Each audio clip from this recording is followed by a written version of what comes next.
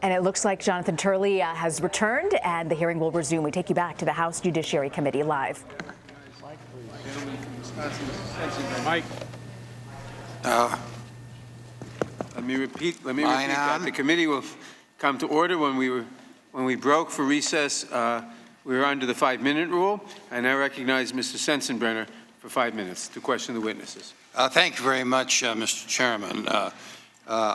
I'm a veteran of impeachments. I've been named by the House as an impeachment manager in 4 impeachments, Clinton and 3 judges. That's more than anybody else in history. And one of the things in every impeachment, whether it's the ones that I was involved in or others that have come before the committee where I was not a manager, is a debate on what is a high crime and misdemeanor and how serious does that have to be in order for it to rise to a level of an impeachable offense. About 50 years ago, then Republican leader Gerald Ford made a comment that saying a high crime and misdemeanor is anything a majority of the House of Representatives deems it to be on any given day. I don't agree with that. You know, that sets either a very low bar or a non-existent bar. And it certainly would make the president serve at the pleasure of the House, which was not what the framers intended when they rejected the British form of parliamentary democracy, where the prime minister and the government could be overthrown by a mere vote of no confidence in the House of Commons. So I'm looking at what we're facing here. This whole inquiry was started out by a comment that President Trump made to President Szalinski in the July 25th call of, quote, "do me a favor," unquote. There are some who have said it's a quid pro quo. There are some who have implied that it's a quid pro quo. But both Trump and Szalinski have said it wasn't, and Szalinski has said there was no pressure on me, and the aid came through within 6 weeks after the phone call in question was made. Now, you can contrast that to where there was no impeachment inquiry to Vice President Biden when he was giving a speech and said, you know, I held up $1 billion worth of aid unless the prosecutor was fired within 6 hours. And son of a bleep, that's what happened. Now, you know, it seems to me that if you're looking for a quid pro quo and looking for something that was really over the top, it was not saying, do me a favor. It was saying, son of a bleep, that's what happened in 6 hours. Now, you know, the Republicans who were in charge of Congress at the time Biden made that comment, we did not tie the country up for 3 months and going on 4 now, wrapping everybody in this town around the axelrod. We continued attempting to do the public's business. That's not what's happening here.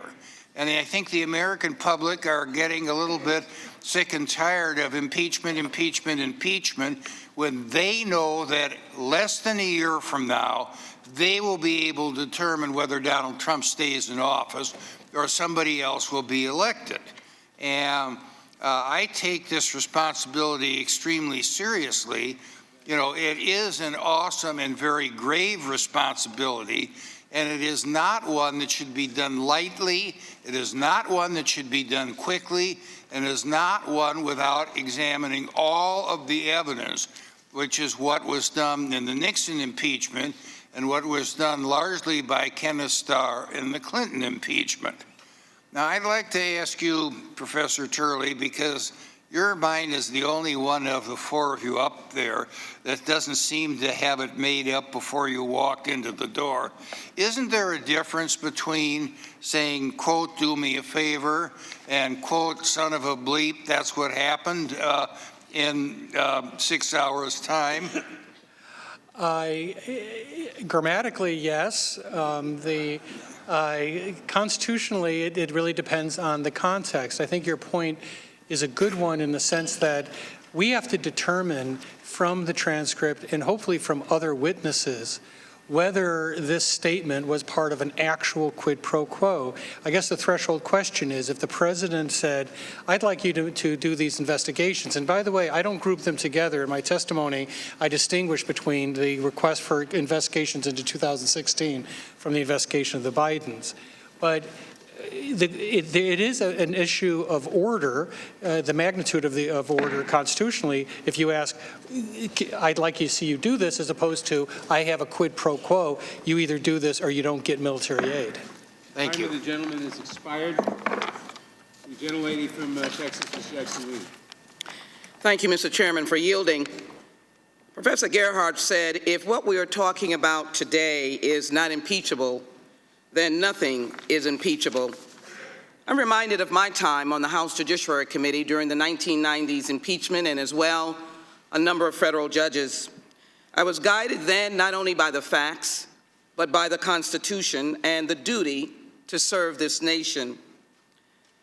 I believe, as we greet you today, that we are charged with a sober and somber responsibility. So, Professor Carlin, I'd like you to look at the intelligence volume where hundreds of documents are behind that in the Mueller report. Professor Carlin, you studied the record. Do you think it is, quote, wafer thin? And can you remark on the strength of the record before us? So obviously it's not wafer thin. And the strength of the record is not just in the the July 25th call. I think the way you need to ask about this is, how does it fit into the pattern of behavior by the president? Because what you're really doing is you're drawing inferences here. This is about circumstantial evidence as well as direct evidence. That is, you're trying to infer, did the president ask for a political favor? And I think this record supports the inference that he did. What comparisons, Professor Carlin, can we make between kings that the framers were afraid of and the president's conduct today? So kings could do no wrong because the king's word was law. And contrary to what President Trump has said, Article 2 does not give him the power to do anything he wants. And I'll just give you one example that shows you the difference between him and a king, which is the Constitution says there can be no titles of nobility. So while the president can name his son Baron, he can't make him a baron. Thank you. The founding father, George Mason, asked, shall any man be above justice? And Alexander Hamilton wrote that high crimes and misdemeanors mean the abuse or violation of some public trust. As we move quickly, Professor Feldman, you have previously testified that the president has abused his power. Is that correct? Yes, ma'am. What do you think is the most compelling evidence in this impeachment inquiry that would lead you to that? The phone call itself of July 25th is extraordinarily clear to my mind in that we hear the president asking for a favor that's clearly of personal benefit rather than acting on behalf of the interests of the nation. And then further from that, further down the road, we have more evidence which tends to give the context and to support the explanation for what happened. Professor Carlin, how does such abuse affect our democratic systems? Having foreign interference in our election means that we are less free. It is less we, the people, who are determining who's the next winner than it is a foreign government. I think it is fair to say that the president's actions are unprecedented. But what also strikes me is how many Republicans and Democrats believe that his conduct was wrong. Let's listen to— It is improper for the president of the United States— Listen to the Colonel. It is improper for the President of the United States to demand a foreign government investigate a U.S. citizen and a political opponent. Professor Feldman, in light of the fact that the president asked for an investigation and then only when he was caught released the military aid, is there still a need for impeachment? Yes, ma'am. Impeachment is complete when the president abuses his office, and he abuses his office by attempting to abuse his office. There's no distinction there between trying to do it and succeeding in doing it, and that's especially true if you only stop because you got caught. Over 70% of the American people believe, as I said, what the president did was wrong. We have a solemn responsibility to address that, and as well, our fidelity to our oath and our duty. I'm reminded of the men and women who serve in the United States military, and I'm reminded of my 3 uncles who served in World War II. I can't imagine them being on the battlefield, needing arms and food, and the general says, "Do me a favor." We know that general would not say, "Do me a favor." And so in this instance, the American people deserve unfettered leadership, and it is our duty to fairly assess the facts and the Constitution. I yield back my time. Gentlelady yields back. Mr. Shabbat is recognized. Thank you, Mr. Chairman. It's pretty clear to me that no matter what questions we ask these 4 witnesses here today, and no matter what their answers are, that most, if not all, of the Democrats on this committee are going to vote to impeach President Trump. That's what their hardcore Trump-hating base wants, and they've wanted that since the president was elected 3 years ago. In fact, when Democrats took over the House, one of the first things that they did was introduce articles of impeachment against President Trump, and that was way before President Trump and the Ukrainian President Szalinski ever had their famous phone call, whether it was perfect or not. Now, today, we're undertaking a largely academic exercise instead of hearing from fact witnesses like Adam Schiff or Hunter Biden, but we're not being permitted to call those witnesses. It would seem that since Schiff, for example, misled the American people on multiple occasions, common sense and basic fairness would call for Schiff to be questioned about those things, but we can't.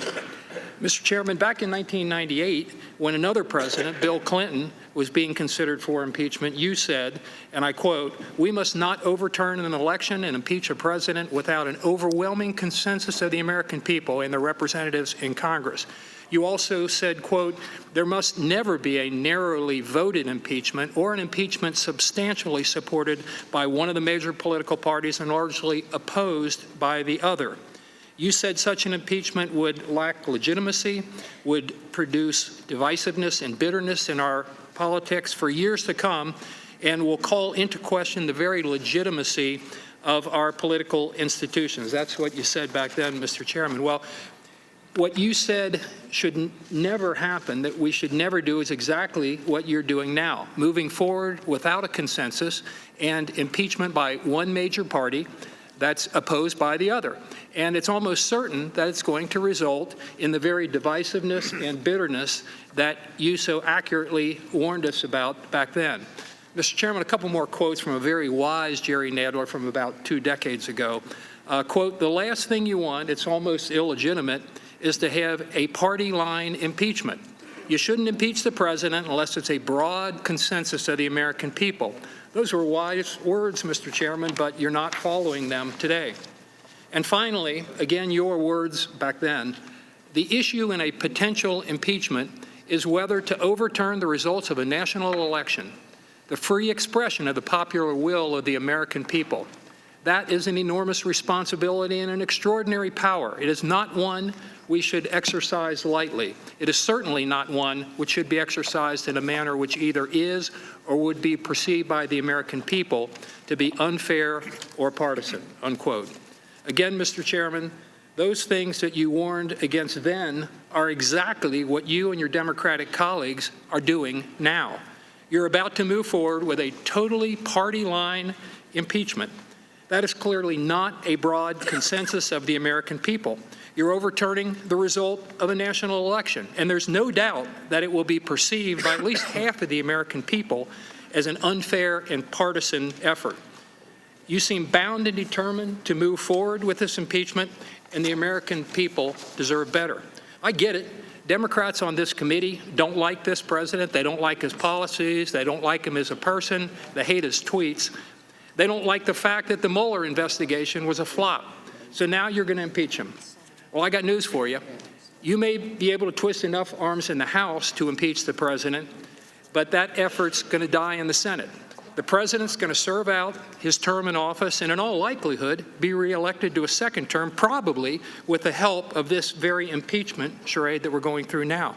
And while you're wasting so much of Congress's time and the American people's money on this impeachment, there are so many other important things that are going undone. Within this committee's own jurisdiction, we should be addressing the opioid epidemic. We could be working together to find a solution to our immigration and asylum challenges on our southern border. We could be protecting Americans from having their intellectual property and jobs stolen by Chinese companies. And we could be enhancing election security, just to name a few things. And Congress as a whole could be working on rebuilding our crumbling infrastructure, providing additional tax relief to the nation's middle-class families, and providing additional security to our people here at home and abroad. Instead, here we are spinning our wheels once again on impeachment. What a waste. The American people deserve so much better. I yield back. Gentleman yields back. Mr. Cohen. Thank you, Mr. Chair. I take no pleasure in the fact that we're here today. As a patriot who loves America, it pains me that the circumstances force us to undertake this grave and solemn obligation. Nonetheless, based simply on the publicly available evidence, it appears that President Trump pressured a foreign government to interfere in our elections by investigating his perceived chief political opponent. Today, we're here to uphold our oaths to defend the Constitution of the United States by furthering our understanding whether the President's conduct is impeachable. It is entirely appropriate that we're examining our nation's history as it relates to presidential impeachment. The framers of the Constitution legitimately feared foreign interference in our nation's sovereignty, and they wanted to ensure that there would be a check and balance on the executive. We sit here with a duty to the founders to fulfill their wisdom in being a check on the executive. We, the People's House, are that check. Under our Constitution, the House can impeach a president for treason, bribery, or other high crimes and misdemeanors. Professor Feldman, you've discussed high crimes and misdemeanors and the fact that the high refers to both crimes and misdemeanors. Can you just give us a little bit of a summary of what high crimes and misdemeanors are and how they're distinct from what Professor Turley said they were? Yes, sir. High crimes and misdemeanors are actions of the president in office where he uses his office to advance his personal interests, potentially for personal gain, potentially to corrupt the electoral process, and potentially as well against the national security interests of the United States. I would add, sir, that the word high modifies both crimes and misdemeanors. The framers' world knew of both high crimes and high misdemeanors. And I believe that the definition that was posted earlier of misdemeanor was not the definition of high misdemeanor, which was a specific term understood by the framers and discussed in the Constitutional Convention, but only of the word misdemeanor. And that's an easy mistake to make, but the truth is that high misdemeanors were their own category of abuses of office, and those are the things that are impeachable. Thank you, Professor. Professors Feldman, Carlin, and Gerhardt, you've all testified the President's conduct here implicates three categories of high crimes and misdemeanors: abuse of power, betrayal of the national interest, and corruption of elections. Is that right, Professor Carlin? Yes, it is. And Professor Feldman and Professor Gerhardt, do you agree? Yes. Yes, sir. Professor Carlin, you stated that the essence of an impeachable offense is the President's decision to sacrifice the national interest for his own private ends. Professor Feldman and Gerhardt, do you all also agree with that? Yes, sir. Yes. Based on the evidence you've seen, Professors Feldman, Carlin, and Gerhardt, has President Trump sacrificed the country's interest in favor of his own? Professor Carlin? Yes, he has. And is there a particular piece of evidence that most illuminates that? I think what illuminates that most for me is the statement by Ambassador Sondland that he wanted simply the announcement of an investigation. And several other people said exactly the same thing. There's testimony by Ambassador Volker to this extent as well, that what he wanted was simply public information to damage Joe Biden. He didn't care whether at the end of the day Joe Biden was found guilty or exonerated.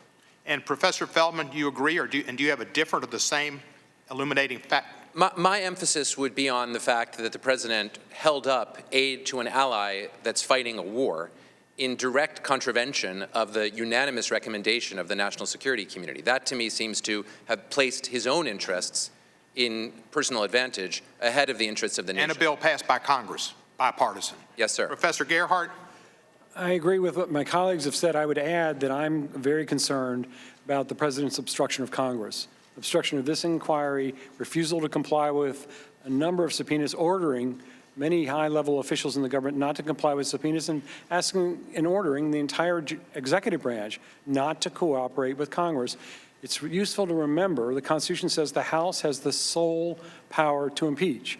The Constitution only uses the word sole twice, once with reference to the House in this area, once with reference to the Senate with respect to impeachment trials.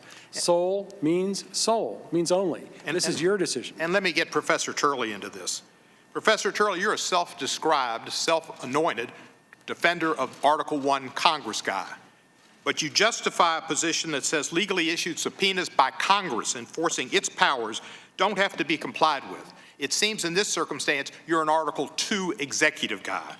You're talking about the Johnson impeachment is not very useful. That was maladministration. This is a criminal act. Thank you, professors, for helping us understand high crimes and misdemeanors.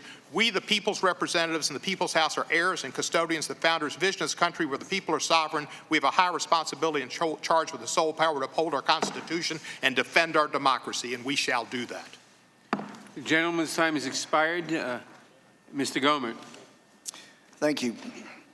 I'm afraid this hearing is indicative of the indecency to which we've come when instead of the Committee of Jurisdiction bringing in fact witnesses to get to the bottom of what happened, and not even having time to review the report, which, as Professor Turley indicated, is wafer thin when compared to the 36 boxes of documents that were delivered to the last impeachment group.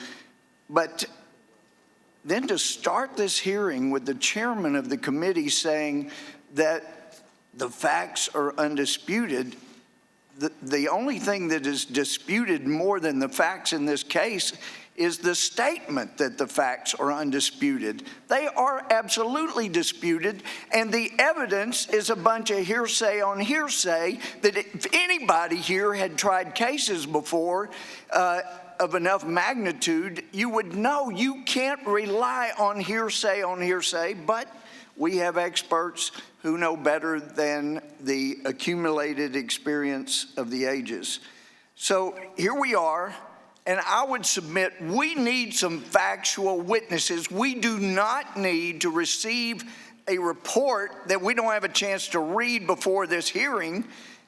We need a chance to bring in actual fact witnesses. And there are a couple I can name that are critical to us getting to the bottom.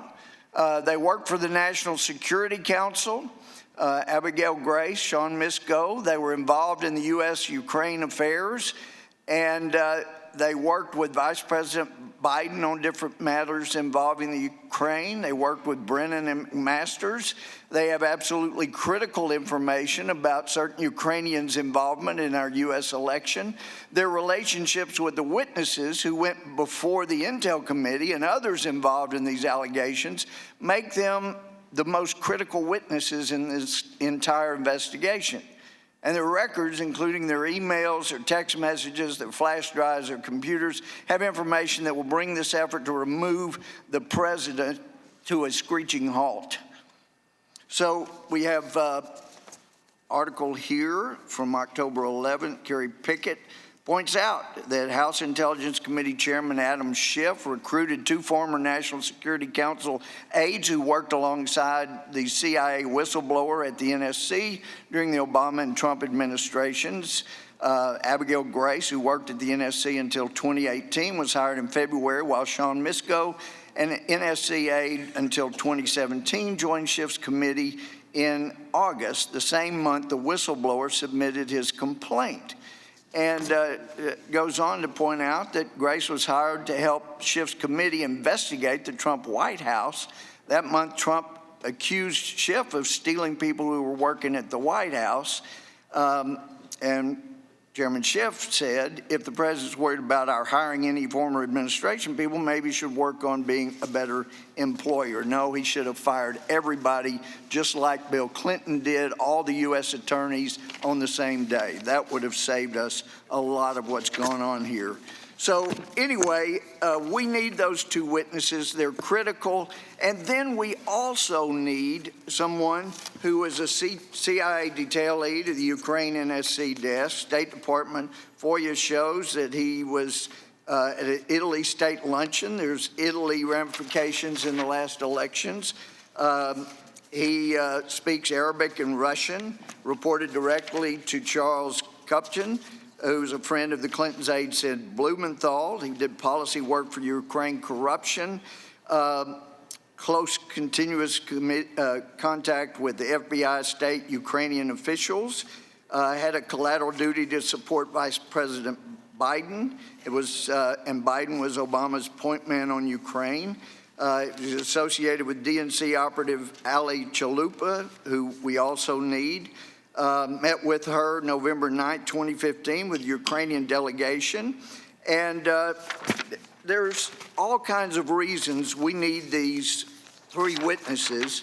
And I would ask, pursuant to Section 4 House Resolution 660, ask our our ranking member to submit the request for these three witnesses, because we're not having a factual hearing until we have these people that are at the bottom of every fact of this investigation. Gentlemen, I yield back. Thanks for bringing down the gavel, Hart. That was nice. The gentleman yields back. Mr. Johnson. Thank you, Mr. Chairman. The President has regularly and recently solicited foreign interference in our upcoming elections. Professor Turley warns that this is an impulse buy moment and suggests that the House should pause. Professor Carlin, do you agree with Professor Turley? No. If you conclude that, as I think the evidence to this point shows, that the President is soliciting foreign involvement in our election, you need to act now to prevent foreign interference in the next election like the one we had in the past. Thank you. Professor Carlin, in 30 seconds or less, tell us why you believe the President's misconduct was an abuse of power so egregious that it merits the drastic remedy of impeachment. Because he invited the Russians, who are our longtime adversaries, into the process the last time around, because he has invited the Ukrainians into the process, and because he suggested he would like the Chinese to come into the process as well. Thank you very much. One of the framers of our Constitution, Edmund Randolph, who at one time was mayor of Williamsburg, Virginia, warned us that, quote, the executive will have great opportunities of abusing his power, end quote. Professor Feldman, people like Mayor Randolph rebelled because of the tyranny of a king. Why were the framers so careful to avoid the potential for a president to become so tyrannical and abusive? And what did they do to protect against it? The framers believed very strongly that the people were the king, the people were sovereign, and that meant that the president worked for somebody, he worked for the people. They knew that a president who couldn't be checked, who could not be supervised by his own Justice Department, and who could not be supervised by Congress and could not be impeached, would effectively be above the law and then would use his power to get himself reelected. And that's why they created the impeachment remedy. Thank you, Professor Feldman. I now want to discuss how the framers' concerns about abuse of power relate to President Trump's misconduct. On July 25th, President Trump said to President Szalinski, quote, I would like you to do us a favor, though. Professor Feldman, when President Trump made use of the words favor, though, do you believe that the president was benignly asking for a favor? And how is the answer to that question relevant to whether the president abused his power? It's relevant, sir, because there's nothing wrong with someone asking for a favor in the interest of the United States of America. The problem is for the president to use his office to solicit or demand a favor for his personal benefit. And the evidence strongly suggests that given the power of the president and given the incentives that the president created for Ukraine to comply with his request, that the president was seeking to serve his own personal benefit and his own personal interest. That's the definition of corruption under the Constitution. Other witnesses have also testified that it was their impression that when President Trump said, I would like you to do us a favor, though, that he was actually making a demand and not a request. Professor Feldman, how does Lieutenant Colonel Vindman's testimony that the president's statement was a demand because of the power disparity between the two countries relate back to our framers' concerns about the president's abuse of power?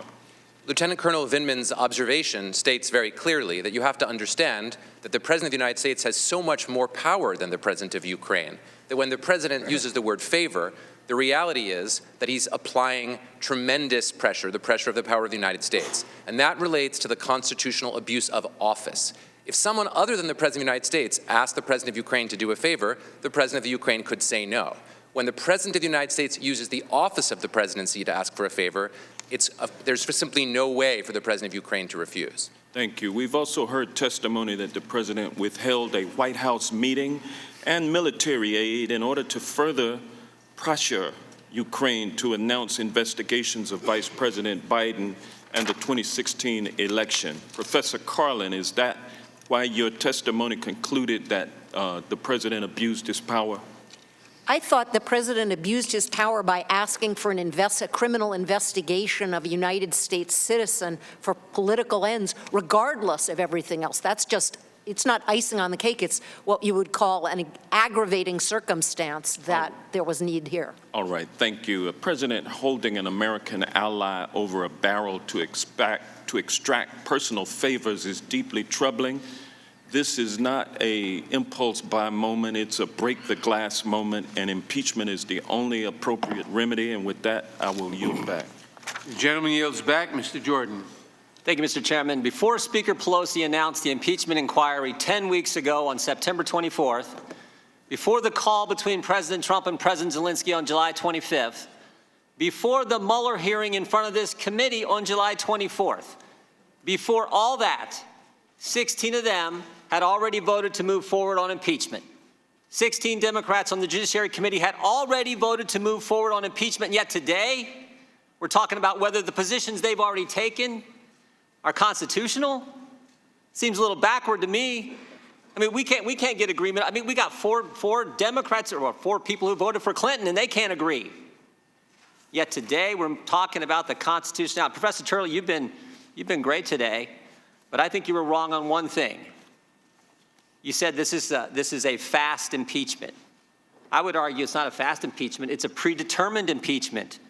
Predetermined impeachment done in the most unfair partisan fashion we have ever seen. No subpoena power for Republicans. Depositions done in secret, in the bunker, in the basement of the Capitol. 17 people come in for those depositions. No one can be in there except a handful of folks that Adam Schiff allowed in those depositions.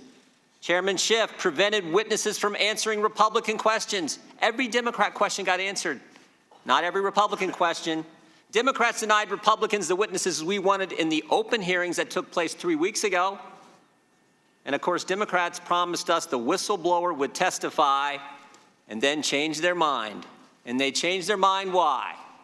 Because the whole world discovered that Adam Schiff's staff had talked to the whistleblower, coordinated with the whistleblower with no firsthand knowledge, bias against the president, who worked with Joe Biden, whose lawyer in January of 17 said the impeachment process starts then. That's the unfair process we've been through. And the reason it's been unfair, let me just cut to the chase. The reason it's been unfair is because the facts aren't on their side. The facts are on the president's side. 4 key facts: will not change, have not changed, will never change. We have the transcript. There was no quid pro quo in the transcript. The 2 guys on the call, President Trump and President Szalinski, both said no pressure, no pushing, no quid pro quo. The Ukrainians, third, didn't know that the aid was held up at the time of the phone call. And fourth, and most important, the Ukrainians never started, never promised to start, and never announced an investigation in the time that the aid was paused. Never once. But you know what did happen in those 55 days that the aid was paused? There were 5 key meetings between President Szalinski and senior officials in our government. 5 key meetings. We had the call on July 25th. The very next day, July 26th, we had Ambassador Volker, Taylor, and Sondland meet with President Szalinski in Kyiv. We then had Ambassador Bolton, end of August, meet with President Szalinski. We then had the Vice President meet with President Szalinski on September 1st, and we had 2 senators, Republican and, more importantly, Democrat Senator Murphy with Republican Senator Johnson meet with President Zelensky on September 5th. None of those 5 meetings was aid ever discussed in exchange for an announcement of an investigation into anybody. Not one of them. And you would think the last 2, after the Ukrainians did know the aid was being held, you would think it would come up then, particularly the one where you got Senator Murphy, the Democrat, there talking about it. Never came up. The facts are on the president's side. But we got an unfair process because they don't have the facts. We got an unfair process, most importantly. And this gets to something else you said, Mr. Turley. And this is scary. How mad the country, I mean, that was so well said. This is scary. The Democrats have never accepted the will of the American people. To Mr. Turley's point, 17 days ago, the Speaker of the United States House of Representatives called the President of the United States an imposter. The guy 63 million Americans voted for, who won an electoral college landslide, the Speaker of the United States House of Representatives called that individual an imposter. That is not healthy for our country. This is not healthy. The facts are the facts. They are on the president's side. That's what we need to focus on, not some constitutional hearing at the end of the process when you guys have already determined where you're going to go. With that, I yield back. The gentleman yields back. Mr. Deutsch. Thank you, Mr. Chairman. Mr. Chairman, this month we commemorate the 75th anniversary of the Battle of the Bulge. My late father, Bernard Deutsch, then Staff Sergeant Bernard Deutsch, received a Purple Heart fighting in the frigid Ardennes. He gave blood among tens of thousands of Americans who were casualties. They served under officers and a commander-in-chief who were not fighting a war for their own personal benefit. They put country first. They made the same solemn promise that members of Congress and the President of the United States make, to always put national interest above their own personal interest. The evidence shows that the President broke that promise. The Constitution gives the President enormous power, but it also imposes a remedy, impeachment, when those powers are abused. In July, President Trump said, and I quote, "I have an Article 2 where I have the right to do whatever I want as president," close quote. Professor Feldman, the president has broad powers under the Constitution, including in foreign policy. Isn't that right? Yes, sir. And do those powers mean that the president can do, as he said, whatever he wants as president? Can he abuse the powers that the Constitution gives him? He may not. If the president uses the powers that he's given for personal gain or to corrupt an election or against the national security interest of the United States, he may be impeached for a high crime and misdemeanor. Is using his power to pressure Ukraine to interfere in U.S. elections an abuse of that power? Yes, sir.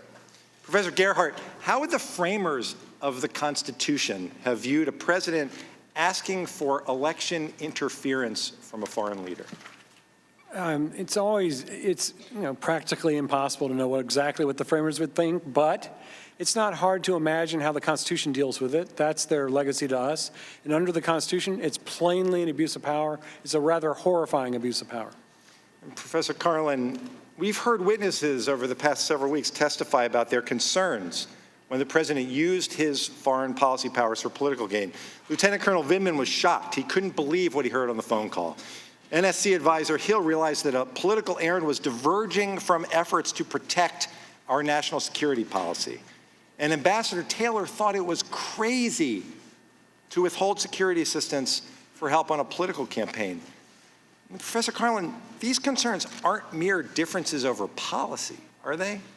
No, they go to the foundation, the very foundation of our democracy. And offering to exchange a White House meeting and hundreds of millions of dollars in security assistance for help with his reelection, that can't be part of our nation's foreign policy, can it? No, it's the essence of doing something for personal reasons rather than for political reasons. And if I could just say one thing about this very briefly, which is maybe when he was first running for president, he had never been anything other than a reality TV show. That was his public life. Maybe then he could think Russia, if you're listening, is an okay thing to do. But by the time he asked the Ukraine, if you're listening, could you help me out with my reelection? He has to have known that that was not something consistent with his oath of office. Mr. Chairman, our founders granted the President of the United States enormous powers. But at the same time, what we've been reminded of today, they worry that these powers could be abused by a corrupt president. The evidence of abuse of power in this inquiry proved that our founders were right to be worried. Yes, the president has the power to direct America's foreign policy, but no, he cannot use that power to cheat in our elections. Remember, and I ask all of my colleagues to remember, the Constitution grants the president his power through the American people. The president's source of power is a democratic election. It is the American people, the voters, who trusted him to look out for them. We trusted him to look out for the country. But instead, President Trump looked out for himself in helping himself get reelected. He abused the power that we trusted him with for personal and political gain. The founders worried about just this type of abuse of power, and they provided one way for Congress to respond, and that's the power of impeachment. I yield back. The gentleman yields back. Mr. Buck. Thank you, Mr. Chairman. Professor Turley, I want to direct these first few questions to you. The other three witnesses have identified this amorphous standard for impeaching a president. They've said that if a president abuses his power for personal or political gain, it's impeachable conduct. You agree with me? Not the way it's been stated. In fact, there's so many different standards. I got a long ways to go here. Well, there's been so many different standards. One of them was attempting to abuse office. Okay. I'm not even sure how to recognize that, let alone define it. So let me go with a few examples and see if you agree with me. Lyndon Johnson directed the Central Intelligence Agency to place a spy in Barry Goldwater's campaign. That spy got advanced copies of speeches and other strategy, delivered that to the Johnson campaign. Would that be impeachable conduct according to the other panelists? Oh, well, it sweeps pretty broadly, so I assume so. How about when President Johnson put a wiretap on Goldwater's campaign plane? Would that be for political benefit? Well, I can't exclude anything under that definition. Okay. Well, I'm going to go with a few other presidents. We'll see where we go. Congressman Deutsch just informed us that FDR put country first. Now, Franklin Delano Roosevelt, when he was president, directed the IRS to conduct audits of his political enemies, namely Huey Long, William Randolph Hearst, Hamilton Fish, Father Coughlin. Would that be an abuse of power for political benefit, according to the other panelists? Would that be impeachable conduct? I think it all would be subsumed into it. How about when President Kennedy directed his brother, Robert Kennedy, to deport one of his mistresses as an East German spy? Would that qualify as impeachable conduct? Once again, I can't exclude it.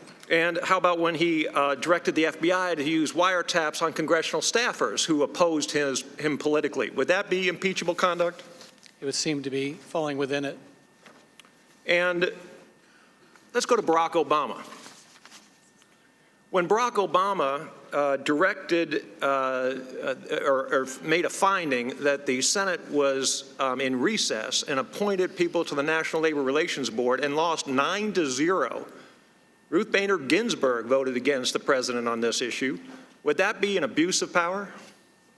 I'm afraid you have to direct it to others, but I don't see any exclusions under their definition. Okay, and how about when the president directed his national security advisor and the Secretary of State to lie to the American people about whether the ambassador to Libya was murdered as a result of a video or was murdered as a result of a terrorist act? Would that be an abuse of power for political benefit 17 days before the next election? Well, not according to my definition. The others will have to respond to their own. Well, you've heard their definition. You can apply those facts to their definition. I have a hard time excluding anything out of How about when Abraham Lincoln arrested legislators in Maryland so that they wouldn't convene to secede from the Union?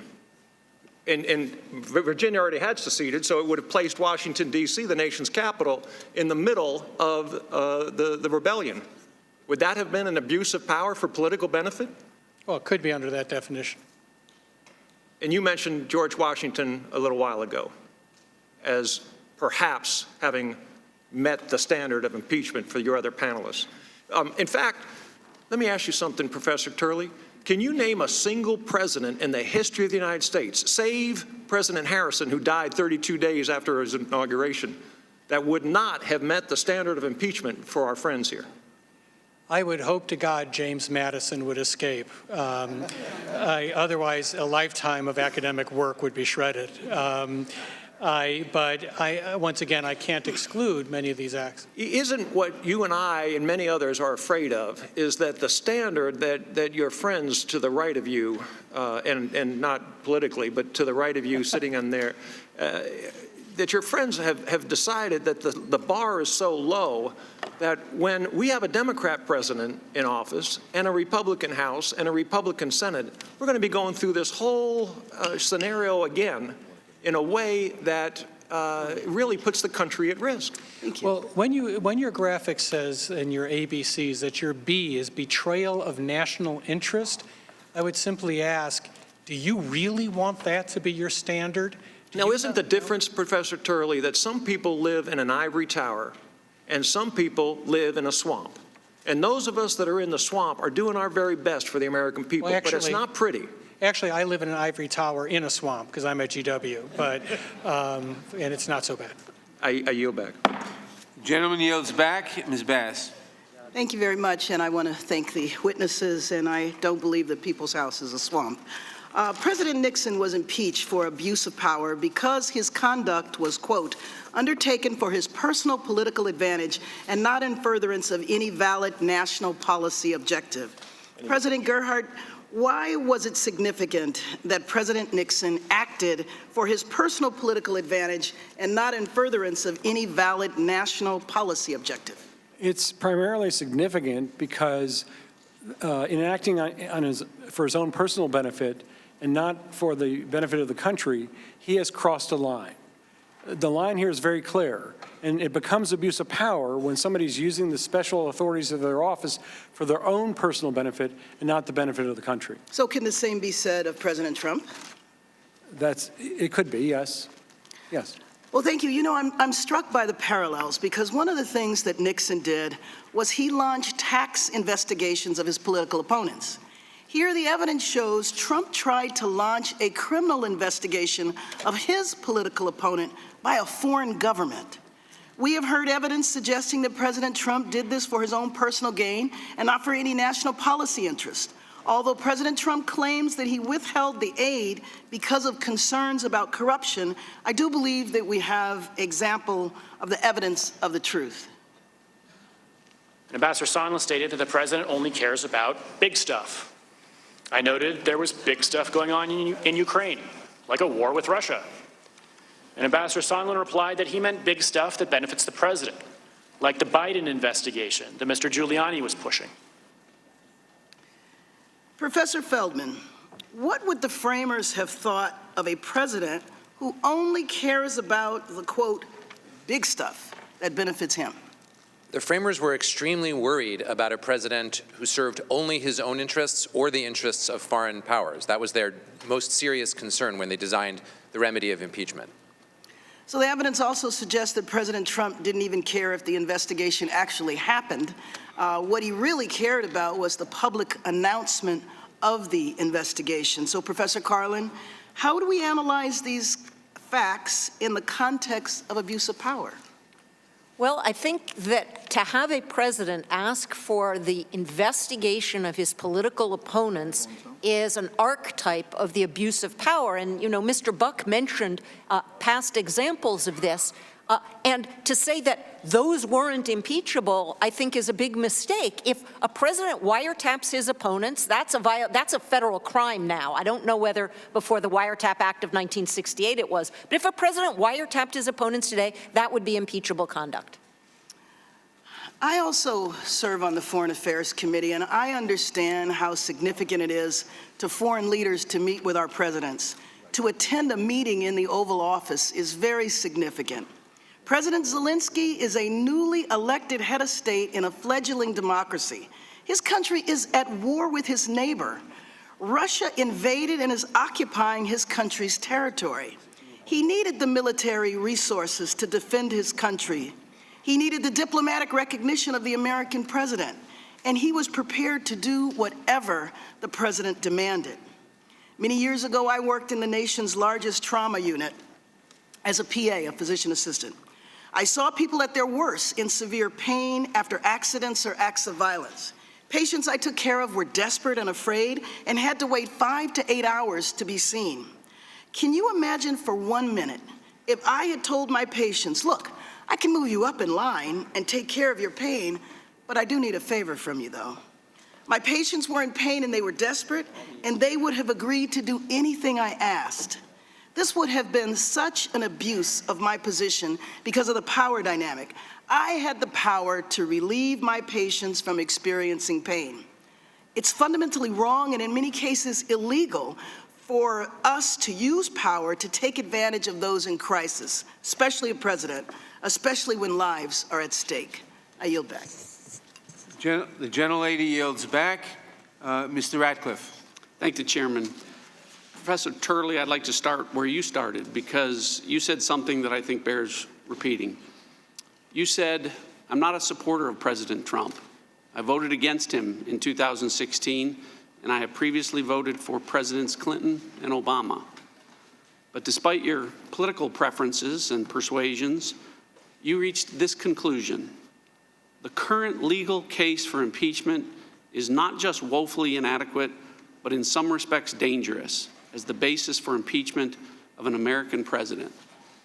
So let me start by commending you for being the kind of example of what hopefully everyone on this committee will do as we approach the task that we have of determining whether or not there were any impeachable offenses here.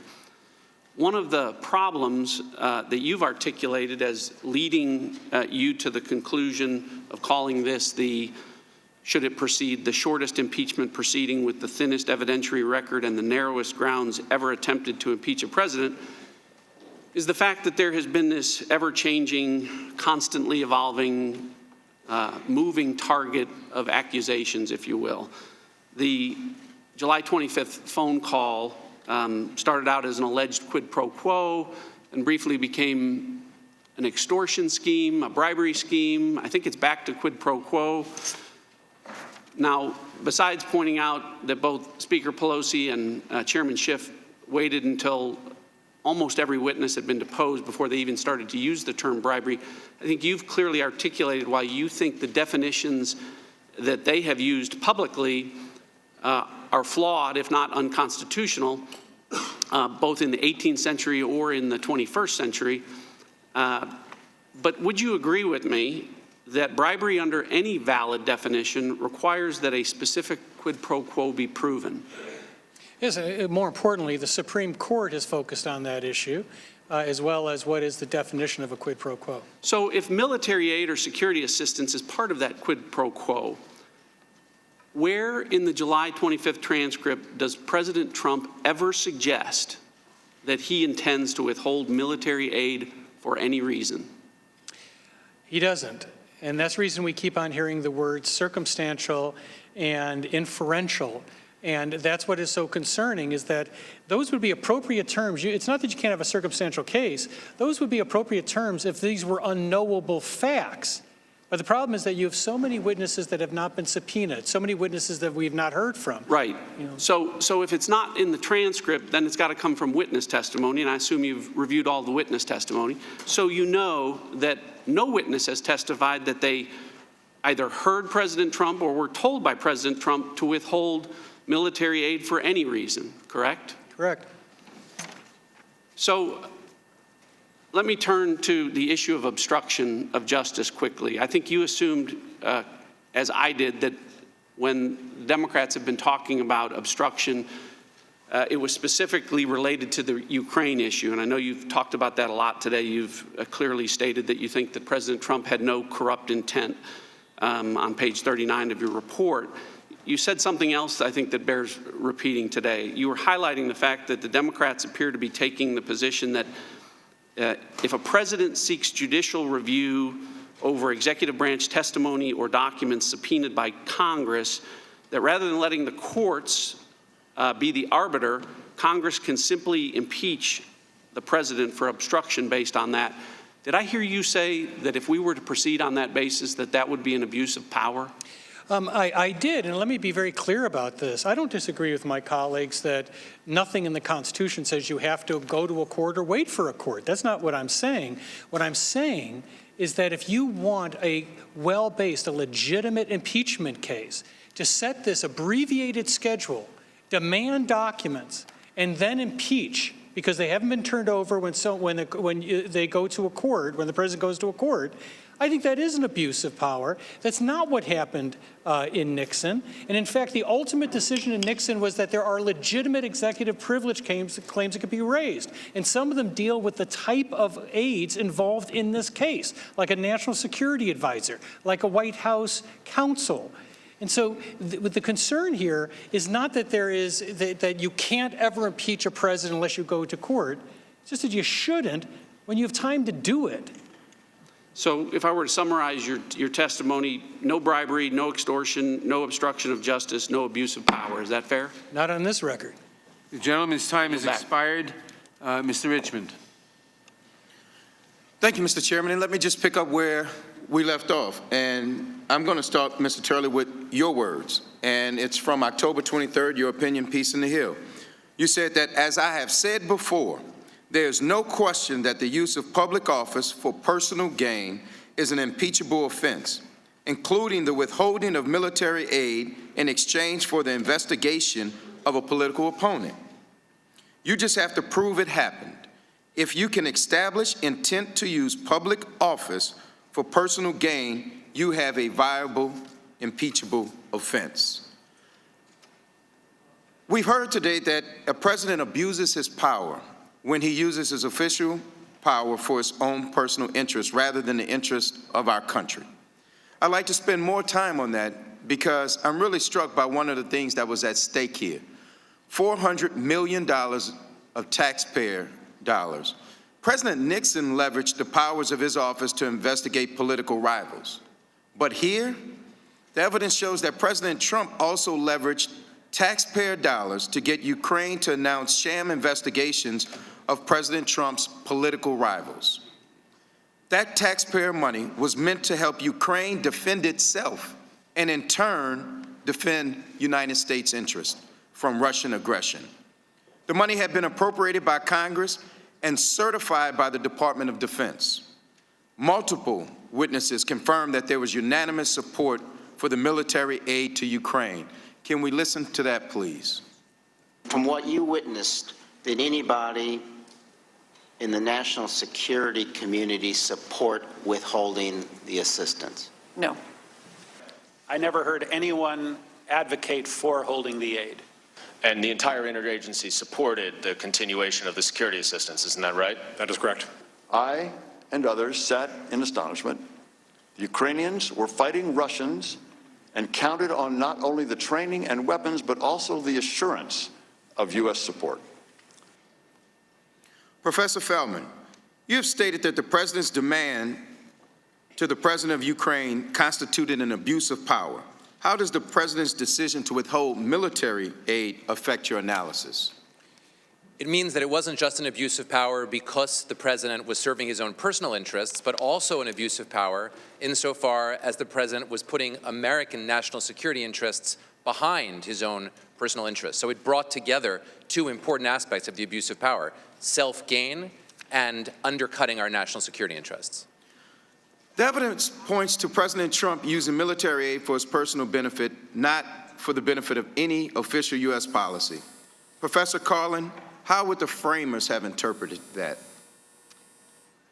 Well, I can't speak for the framers themselves, obviously. My view is that they would say that the president's authority to use foreign aid, and they probably couldn't have imagined we even were giving foreign aid because we were a tiny, poor country then. So it's a little hard to translate that. But what they would have said is a president who doesn't think first about the security of the United States is not doing what his oath requires him to do, which was faithfully execute the laws, hear a law appropriating money, and defend the Constitution of the United States.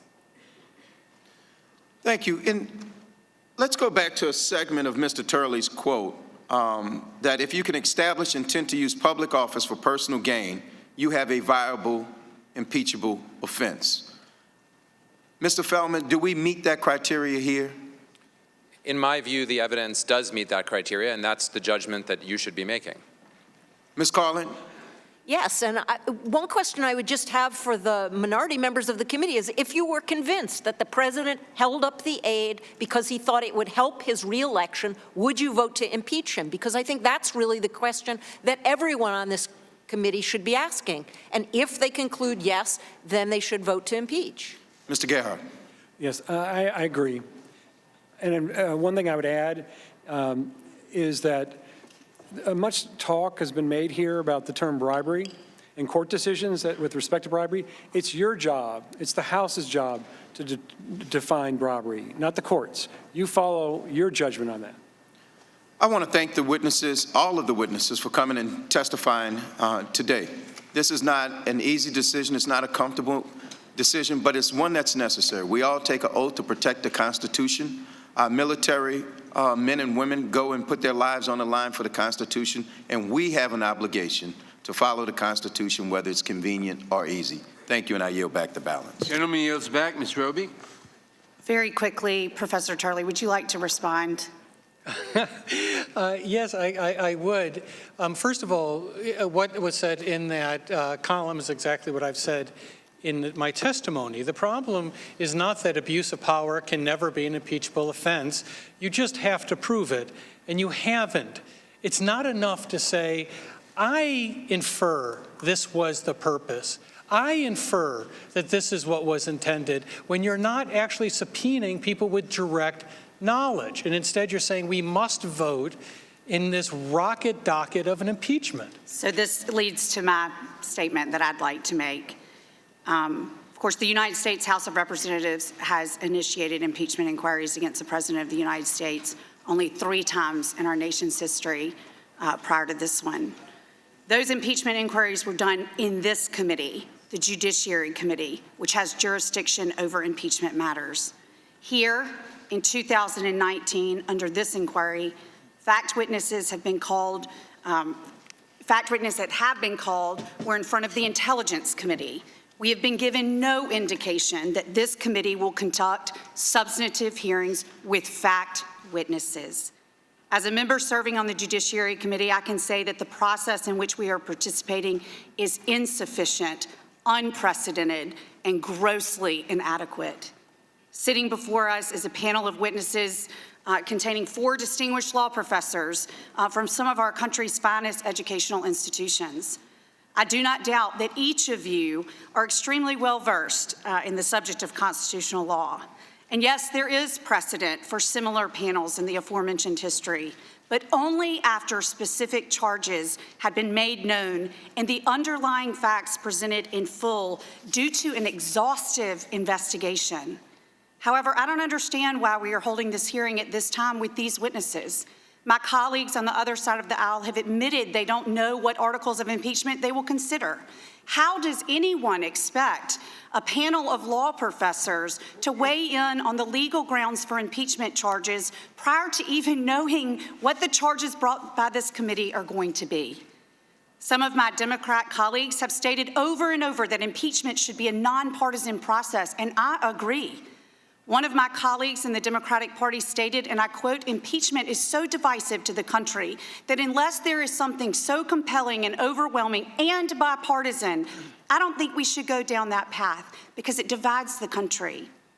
My Democratic colleagues have stated numerous times that they are on a truth-seeking and fact-finding mission. Another one of my Democratic colleagues said, and I quote, "We have a responsibility to consider the facts that emerge squarely and with the best interest of our country, not our party, in our hearts."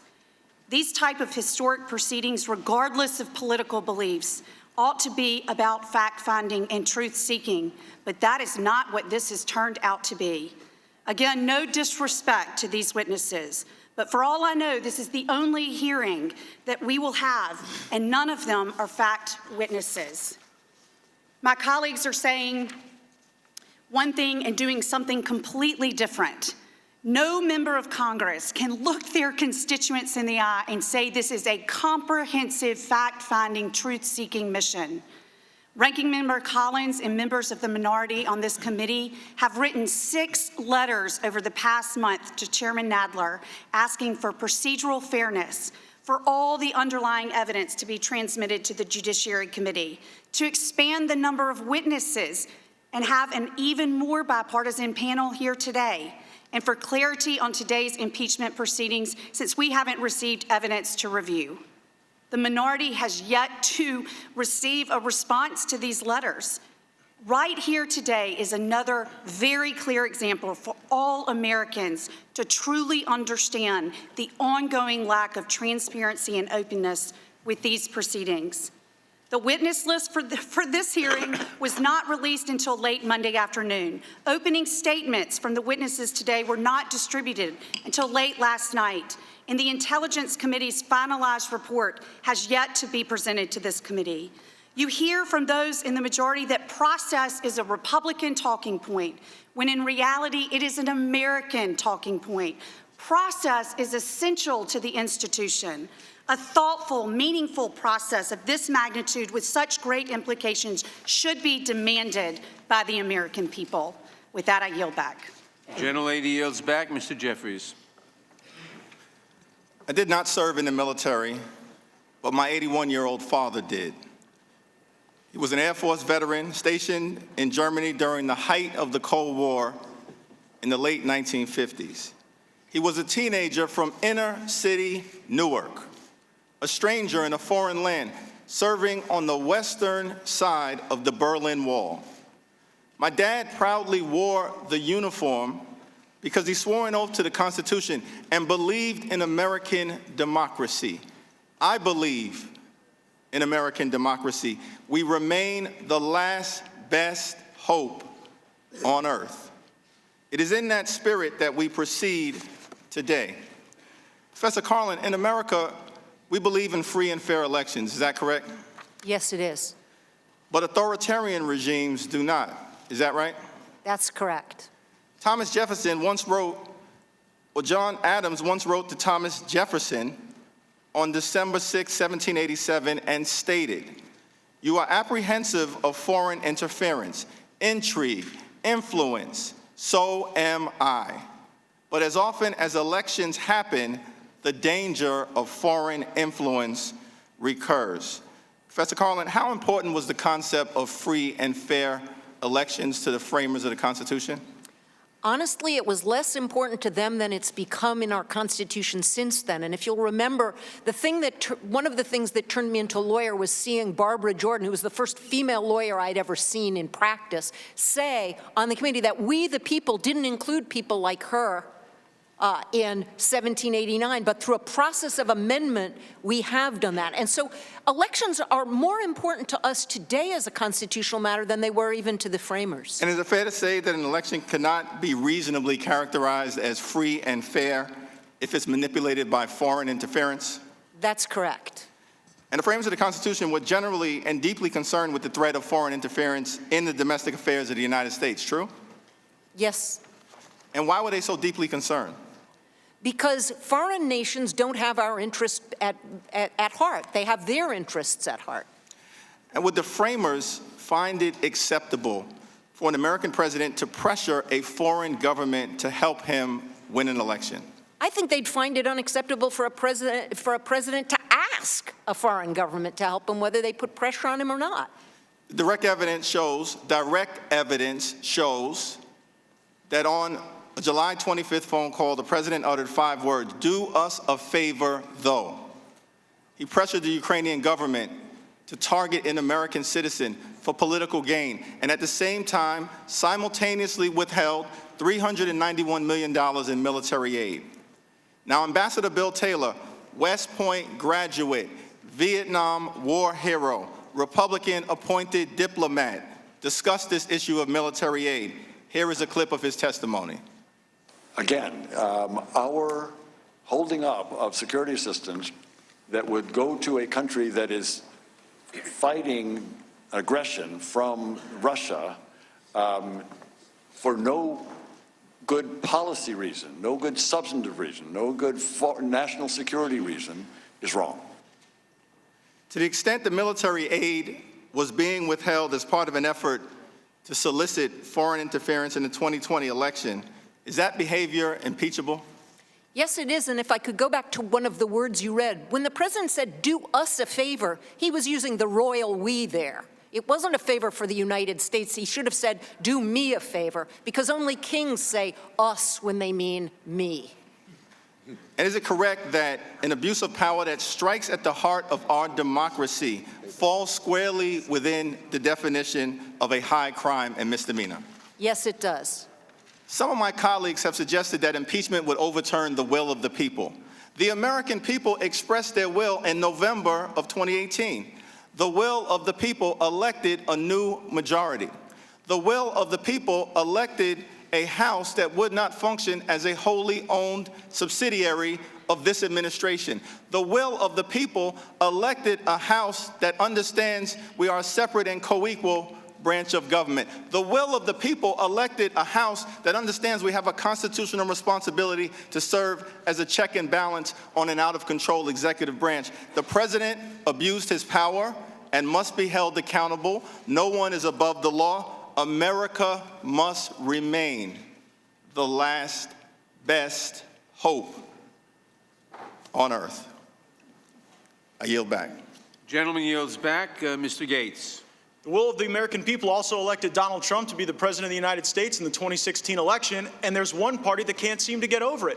Now, we understand the fact that in 2018 you took the House of Representatives, and we haven't spent our time during your tenure in power trying to remove the Speaker of the House, trying to delegitimize your ability to govern. Frankly, we'd love to govern with you. We'd love to pass USMCA. We'd love to put out a helping hand to our seniors and lower prescription drug prices. It's the will of the people you ignore when you continue down this terrible road of impeachment. Professor Gerhardt, you gave money to Barack Obama, right?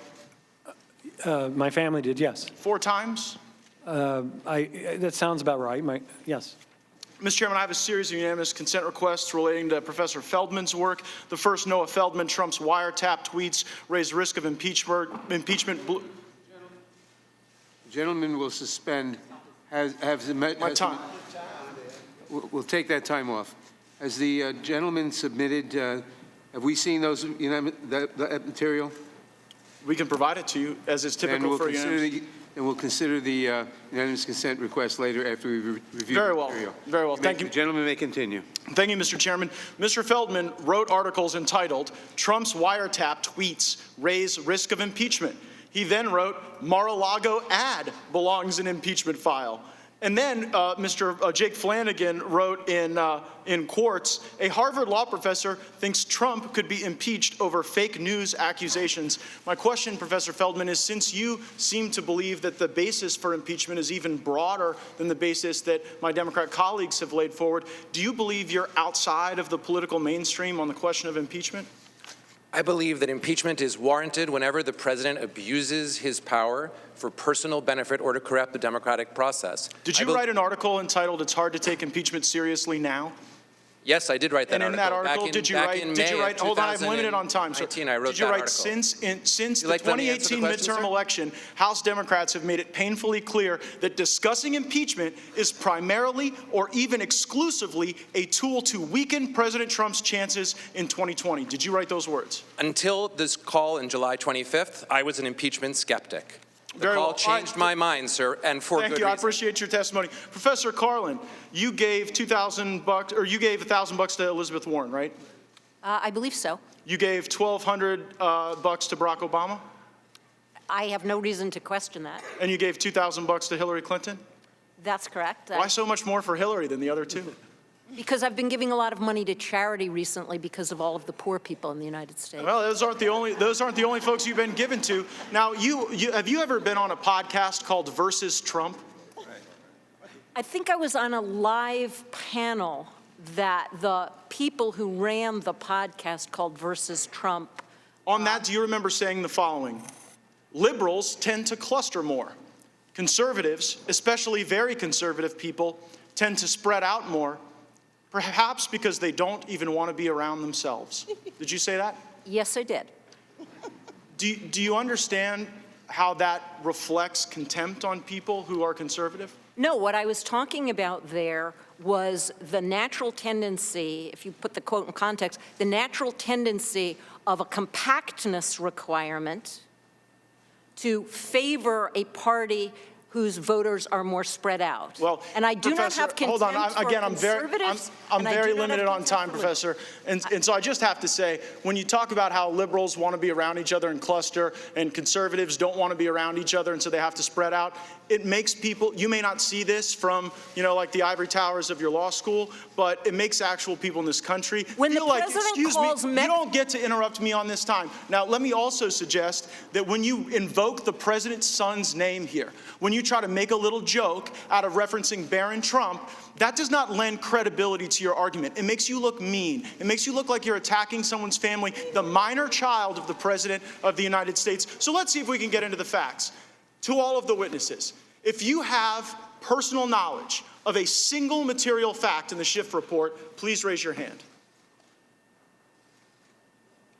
And let the record reflect. No personal knowledge of a single fact. And you know what? That continues on the tradition that we saw for Madam Schiff, where Ambassador Taylor could not identify an impeachable offense. Mr. Kent never met with the president. Fiona Hill never heard the president reference anything regarding military aid. Mr. Hale was unaware of any nefarious activity with aid. Colonel Vindman even rejected the new Democrat talking point that bribery was invoked here. Ambassador Volker denied that there was a quid pro quo, and Mr. Morrison said there was nothing wrong on the call. The only direct evidence came from Gordon Sondland, who spoke to the President of the United States, and the President said, "I want nothing, no quid pro quo." And you know what? If wiretapping a political opponent's an impeachable offense, I look forward to reading that Inspector General's report, because maybe it's a different president we should be impeaching. Gentleman's time has expired. Mr. Szalinski.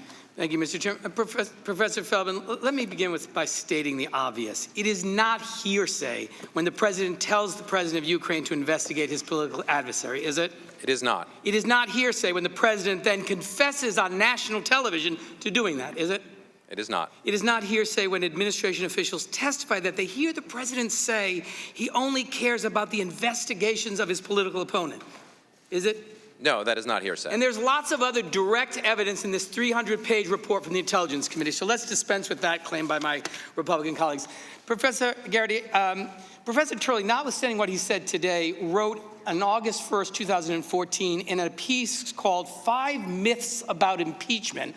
One of the myths he was rejecting was that impeachment required a criminal offense. And he wrote, and I quote, "An offense does not have to be indictable.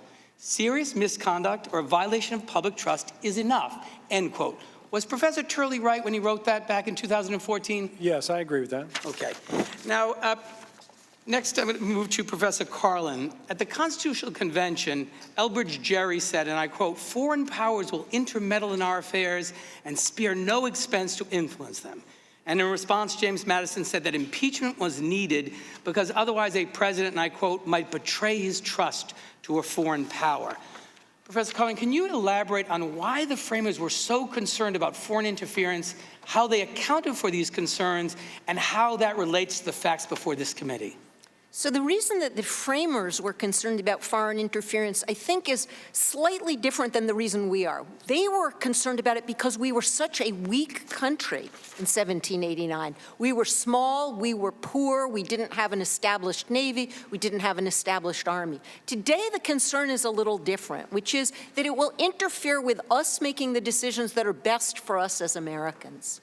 Thank you, Professor. There are 3 known instances of the president publicly asking a foreign country to interfere in our elections.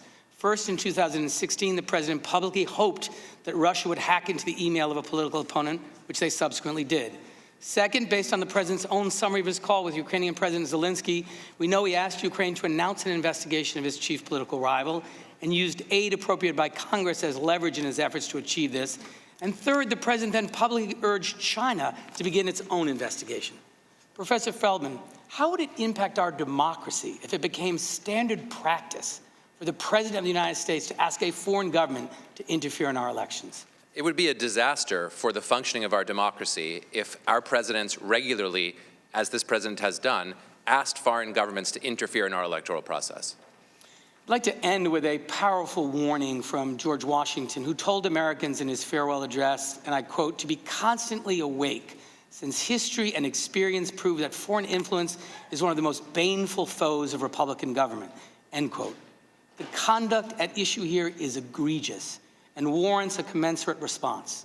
The president has openly and repeatedly solicited foreign interference in our elections. Of that, there is no doubt. This matters because inviting foreign meddling into our elections robs the American people of their sacred right to elect their own political leaders. Americans all across this country wait in long lines to exercise their right to vote and to choose their own leaders. This right does not belong to foreign governments. We fought and won a revolution over this. Free and fair elections are what separate us from authoritarians all over the world. As public servants and members of the House, we would be negligent in our duties under the Constitution if we let this blatant abuse of power go unchecked. We've heard a lot about hating this president. It's not about hating this president. It's about our love of country. It's about honoring the oath that we took to protect and defend the Constitution of this great country. And so my final question is to Professor Feldman and to Professor Carlin. In the face of this evidence, what are the consequences if this committee and this Congress refuses to muster the courage to respond to this gross abuse of power that undermine the national security of the United States, that undermine the integrity of our elections, and that undermine the confidence that we have to have in the president to not abuse the power of his office? If this committee and this House fail to act, then you're sending a message to this president and to future presidents that it's no longer a problem if they abuse their power, it's no longer a problem if they invite other countries to interfere in our elections, and it's no longer a problem if they put the interests of other countries ahead of ours. Professor Carlin? I agree with Professor Feldman, and I should say just one thing, and I apologize for getting a little overheated a moment ago, but I have a constitutional right under the First Amendment to give money to candidates. At the same time, we have a constitutional duty to keep foreigners from spending money in our elections, and those two things are two sides of the same coin. Thank you, and with that, I yield back, Mr. Chairman. Gentleman yields back. Mr. Johnson. Thank you. I was struck this morning by the same thing as all my friends and colleagues on this side of the room. Chairman Nadler actually began this morning with the outrageous statement that the facts before us are undisputed. Of course, everyone here knows that that's simply not true. Every person here, every person watching at home knows full well that virtually everything here is disputed, from the fraudulent process and the broken procedure to the Democrats' unfounded claims. And the full facts are obviously not before us today. We've been allowed no fact witnesses here at all. For the first time ever, this committee, which is the one in Congress that has the actual jurisdiction over impeachment, is being given no access to the underlying evidence that Adam Schiff and his political accomplices claim supports this whole charade. This is just a shocking denial of due process. And I want to say to our witnesses, I'm also a constitutional law attorney, and under normal circumstances, I really would greatly enjoy an academic discussion with you, a debate about the contours of Article 2, Section 4. But that would be an utter waste of our time today, because as has been highlighted so many times this morning, this whole production is a sham and a reckless path to a predetermined political outcome. And I want you to know it's an outcome that was predetermined by our Democrat colleagues a long time ago. The truth is, House Democrats have been working to impeach President Donald J. Trump since the day he took his oath of office. Over the past 3 years, they've introduced 4 different resolutions seeking to impeach the president. Almost exactly 2 years ago, as one of the graphics up here shows, December 6, 2017, 58 House Democrats voted to begin impeachment proceedings. Of course, that was almost 20 months before the famous July 25th phone call with Ukraine's President Szalinski. And this other graphic up here is smaller, but it's interesting too. I think it's important to reiterate for everybody watching at home that of our 24 Democrat colleagues and friends on the other side of the room today, 17 out of 24 have already voted for impeachment.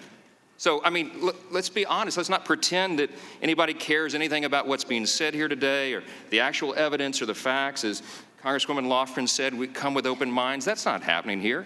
So much for an impartial jury. Several times this year, leading Democrats have frankly admitted in various interviews and correspondence that they really believe this entire strategy is necessary because, why? Because they want to stop the president's reelection. Even Speaker Pelosi said famously last month that, quote, "it is dangerous to allow the American people to evaluate his performance at the ballot box. Speaker Pelosi has it exactly backwards. What is dangerous here is the precedent all this is setting for the future of our republic. I love what Professor Turley testified to this morning. He said, this is simply not how the impeachment of a president is done. His rhetorical question to all of our colleagues on the other side is still echoing throughout this chamber. He asked you to ask yourselves, where will this and where will you stand next time when this same kind of sham impeachment process is initiated against a president from your party? The real shame here today is that everything in Washington has become bitterly partisan, and this ugly chapter is not going to help that. It's going to make things really that much worse. President Turley said earlier that we are now living in the era that was feared by our founders, what Hamilton referred to as a period of agitated passions. I think that says it so well. This has indeed become an age of rage. President Washington warned in his farewell address in 1796 that extreme partisanship would lead us to the ruins of public liberty. Those were his words. This hyper-partisan impeachment is probably one of the most divisive and destructive things that we could possibly do to our American family. Let me tell you what I heard from my constituents in multiple town halls and meetings back in my district just 2 days ago. The people of this country are sick of this. They're sick of the politics of personal destruction. They're sick of this toxic atmosphere that is being created here, and they're deeply concerned about where all this will lead us in the years ahead, rightfully so. You know what the greatest threat is? The thing that ought to keep every single one of us up at night is the rapidly eroding trust of the American people in their institutions.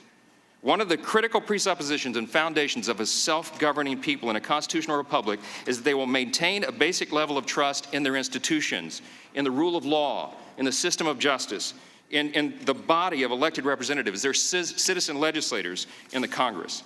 The greatest danger of this fraudulent impeachment production is not what happens this afternoon or by Christmas or in the election next fall. The greatest danger is what this will do in the days ahead to our 243-year experiment in self-governance. What effect this foolish new precedent, this Pandora's box, will have upon our beleaguered nation 6 or 7 years from now, a decade from now, in the ruins of public liberty that are being created by this terribly short-sighted exercise today. God help us. I yield back. The gentleman yields back. Mr. Swalwell. Professor Turley, as a former prosecutor, I recognize a defense attorney trying to represent their client, especially one who has very little to work with in the way of facts. And today, you're representing the Republicans in their defense of the president. Professor, that's not my intention, sir. You've said that this case represents a dramatic turning point in federal impeachment precedent, the impact of which will shape and determine future cases. The House, for the first time in the modern era, asked the Senate to remove someone for conduct for which he was never charged criminally and the impropriety of which has never been tested in a court of law. But that's actually not a direct quote from what you said today. It sounds a lot like what you've argued today, but that's a quote from what you argued as a defense lawyer in a 2010 Senate impeachment trial. Professor, did you represent federal judge Thomas Porteous? I did indeed. And Judge Porteous was tried on 4 articles of impeachment, ranging from engaging in a pattern of conduct that is incompatible with the trust and confidence placed in him as a federal judge, to engaging in a longstanding pattern of corrupt conduct that demonstrates his unfitness to serve as a United States District Court judge. On each count, Judge Porteous was convicted by at least 68 and up to 96 bipartisan senators. Thankfully, that Senate did not buy your argument that a federal official should not be removed if he is not charged criminally. And respectfully, Professor, we don't buy it either. But we're here because of this photo.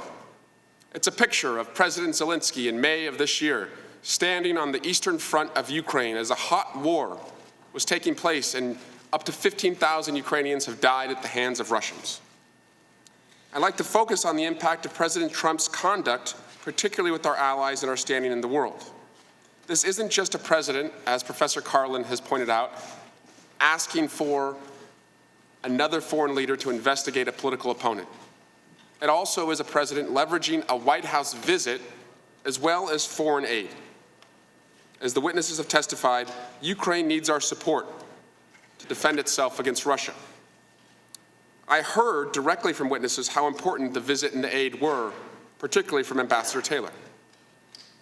These weapons, and this assistance allows the Ukrainian military to deter further incursions by the Russians against Ukrainian territory. If that further incursion, further aggression were to take place, more Ukrainians would die. Professor Carlin, does the president's decision to withhold from Ukraine such important official acts, a White House visit and military aid, in order to pressure President Szalinski relate to the framers' concerns about abuse of power and entanglements with foreign nations? It relates to the abuse of power. The entanglements with foreign nations is a more complicated concept for the framers than for us. Professor Carlin, I think you'd agree we are a nation of immigrants. Yes. Today, 50 million immigrants live in the United States.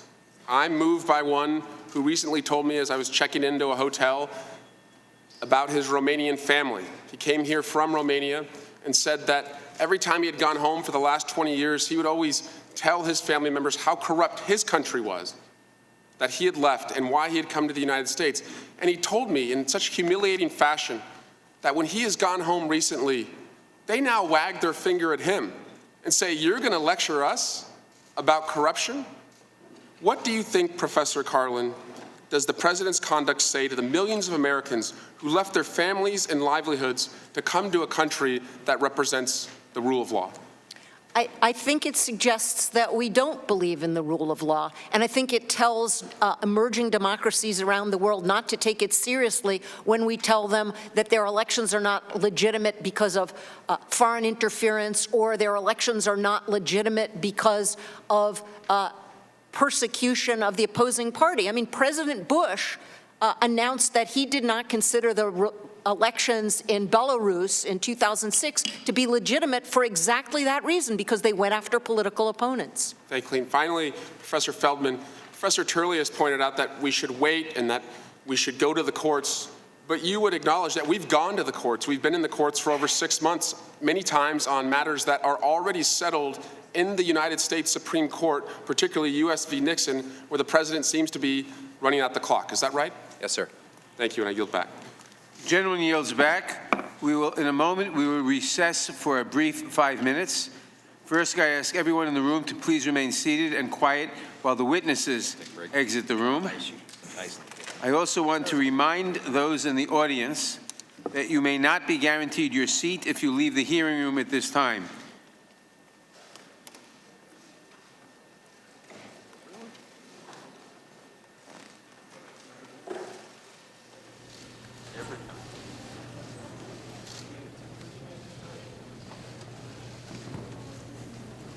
At this time, the committee will stand in a short recess.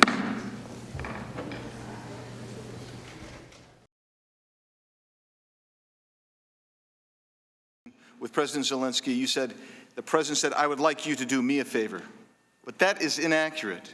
It was finally cleared in that colloquy, and I'm going to read it to you. "I would like you to do us a favor, though, because our country has been through a lot." One of you said, well, that's because the president was using royal we. Here, the president's talking about the country. That's what he's talking about.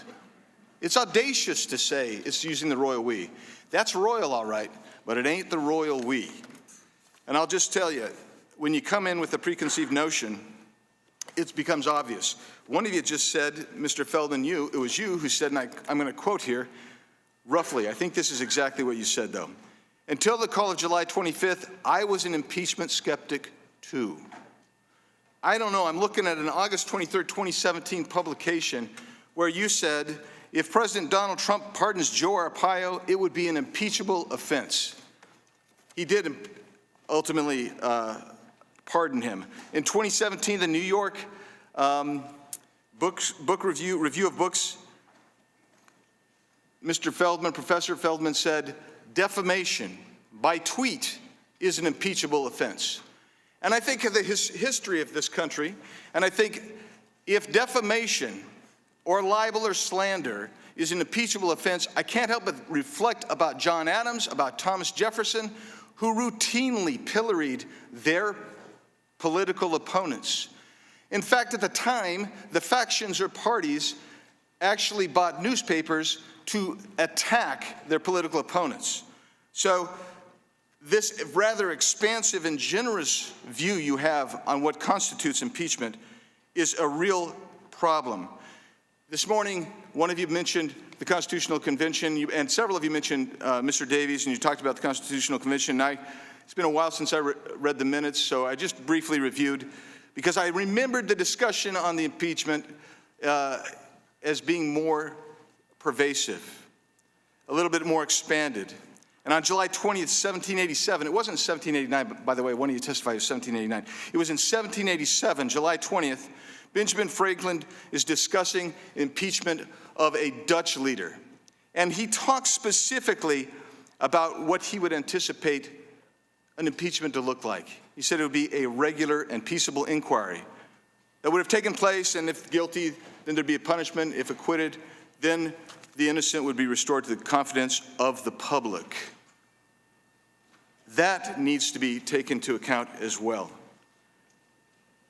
So I look also on a May 17, 2017 BBC article, which is a discussion about impeachment because President Trump had fired James Comey. Alex Whiting of Harvard said, "It was hard to make the obstruction of justice case with this sacking alone. The president had clear legal authority, and there was arguably proper or at least other reasons put forward for firing him." And yet, what we have here is this insistence by Ms. Gerhardt that that was impeachable. That's contained in that article. Refer you to it, May 17, 2017, BBC. What I'm suggesting to you today is a reckless bias coming in here. You're not fact witnesses. You're supposed to be talking about what the law is, but you came in with a preconceived notion and bias. And I want to read one last thing here, if I can find it, from one of our witnesses here. And it's dealing with something that was said in a Maryland Law Review article in 1999. And basically, if I can get to it, he's talking about this, where he's being critical of lack of self-doubt and an overwhelming arrogance on the part of law professors who come in and opine on impeachment. That would be you, Mr. Gerhardt, who said something like that. I can't find my quote or else I'd give it to you. And so what I'm telling you is that is what has been on display in this committee today. And with that, I yield back. The gentleman yields back. A little while ago, Mr. Gates asked that certain material be inserted into the record by unanimous consent. I asked for an opportunity to review it. We have reviewed it. The material will be inserted without objection. Mr. Liu. Thank you, Chairman Nadler. I first swore an oath to the Constitution when I was commissioned as an officer in the United States Air Force. And the oath I took was not to a political party or to a president or to a king. It was an oath to a document that has made America the greatest nation on earth. I never imagined we'd now be in a situation where the president or commander-in-chief is accused of using his office for personal political gain that betrayed U.S. national security, hurt our ally Ukraine, and helped our adversary Russia. Now, the Constitution provides a safeguard for when the president's abuse of power and betrayal of national interests are so extreme that it warrants impeachment and removal. It seems notable that of all the offenses they could have included and enumerated in the Constitution, bribery is one of only two that are listed. So, Professor Feldman, why would the framers choose bribery of all the possible offenses they could have included to list? Bribery was the classic example for them of the high crime and misdemeanor of abuse of office for personal gain. Because if you take something of value when you're able to affect an outcome for somebody else, you're serving your own interests and not the interests of the people. And that was commonly used in impeachment offenses in England, and that's one of the reasons that they specified it. Thank you. Now, earlier in this hearing, Professor Carlin made the point that bribery as envisioned by the framers was much broader than the narrow federal criminal statute of bribery. I think the reason for that is obvious. We are not in a criminal proceeding. We're not deciding whether to send President Trump to prison. This is a civil action. It's an impeachment proceeding to decide whether or not we remove Donald Trump from his job. And so, Professor Carlin, it's true, isn't it, that we don't have to meet the standards of a federal bribery statute in order to meet the standards for an impeachable offense? That's correct. I'm sorry, that's correct. Thank you. Yesterday, Scalia law professor J.W. Verrett, who is a lifelong Republican, former Republican Hill staffer, and who advised the Trump pre-transition team, made the following public statement about Donald Trump's conduct. The call wasn't perfect. He committed impeachable offenses, including bribery. So, Professor Carlin, I'm now going to show you 2 video clips of the witness testimony relating to the president's withholding of the White House meeting in exchange for the public announcement of the investigation into his political rival. As I testified previously, Mr. Giuliani's requests were a quid pro quo for arranging a White House visit for President Szalinski.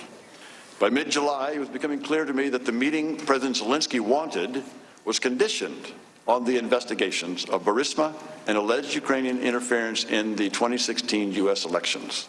And then I'm going to show you one more video clip relating to the president's decision to withhold security assistance that Congress had appropriated to Ukraine in exchange for announcement of public investigation of his political rival. In the absence of any credible explanation for the suspension of aid, I later came to believe that the resumption of security aid would not occur until there was a public statement from Ukraine committing to the investigations of the 2016 elections and Burisma, as Mr. Giuliani had demanded. Professor Carlin, does that evidence, as well as the evidence in the record, tend to show that the president met the standards for bribery as envisioned in the Constitution? Yes, it does. I'm also a former prosecutor. I believe the record and that evidence would also meet the standards for criminal bribery. The Supreme Court's decision in McDonnell was primarily about what constitutes an official act. Their key finding was an official act must involve a formal exercise of governmental power on something specific pending before a public official. Pretty clear we got that here. We have hundreds of millions of dollars of military aid that Congress specifically appropriated.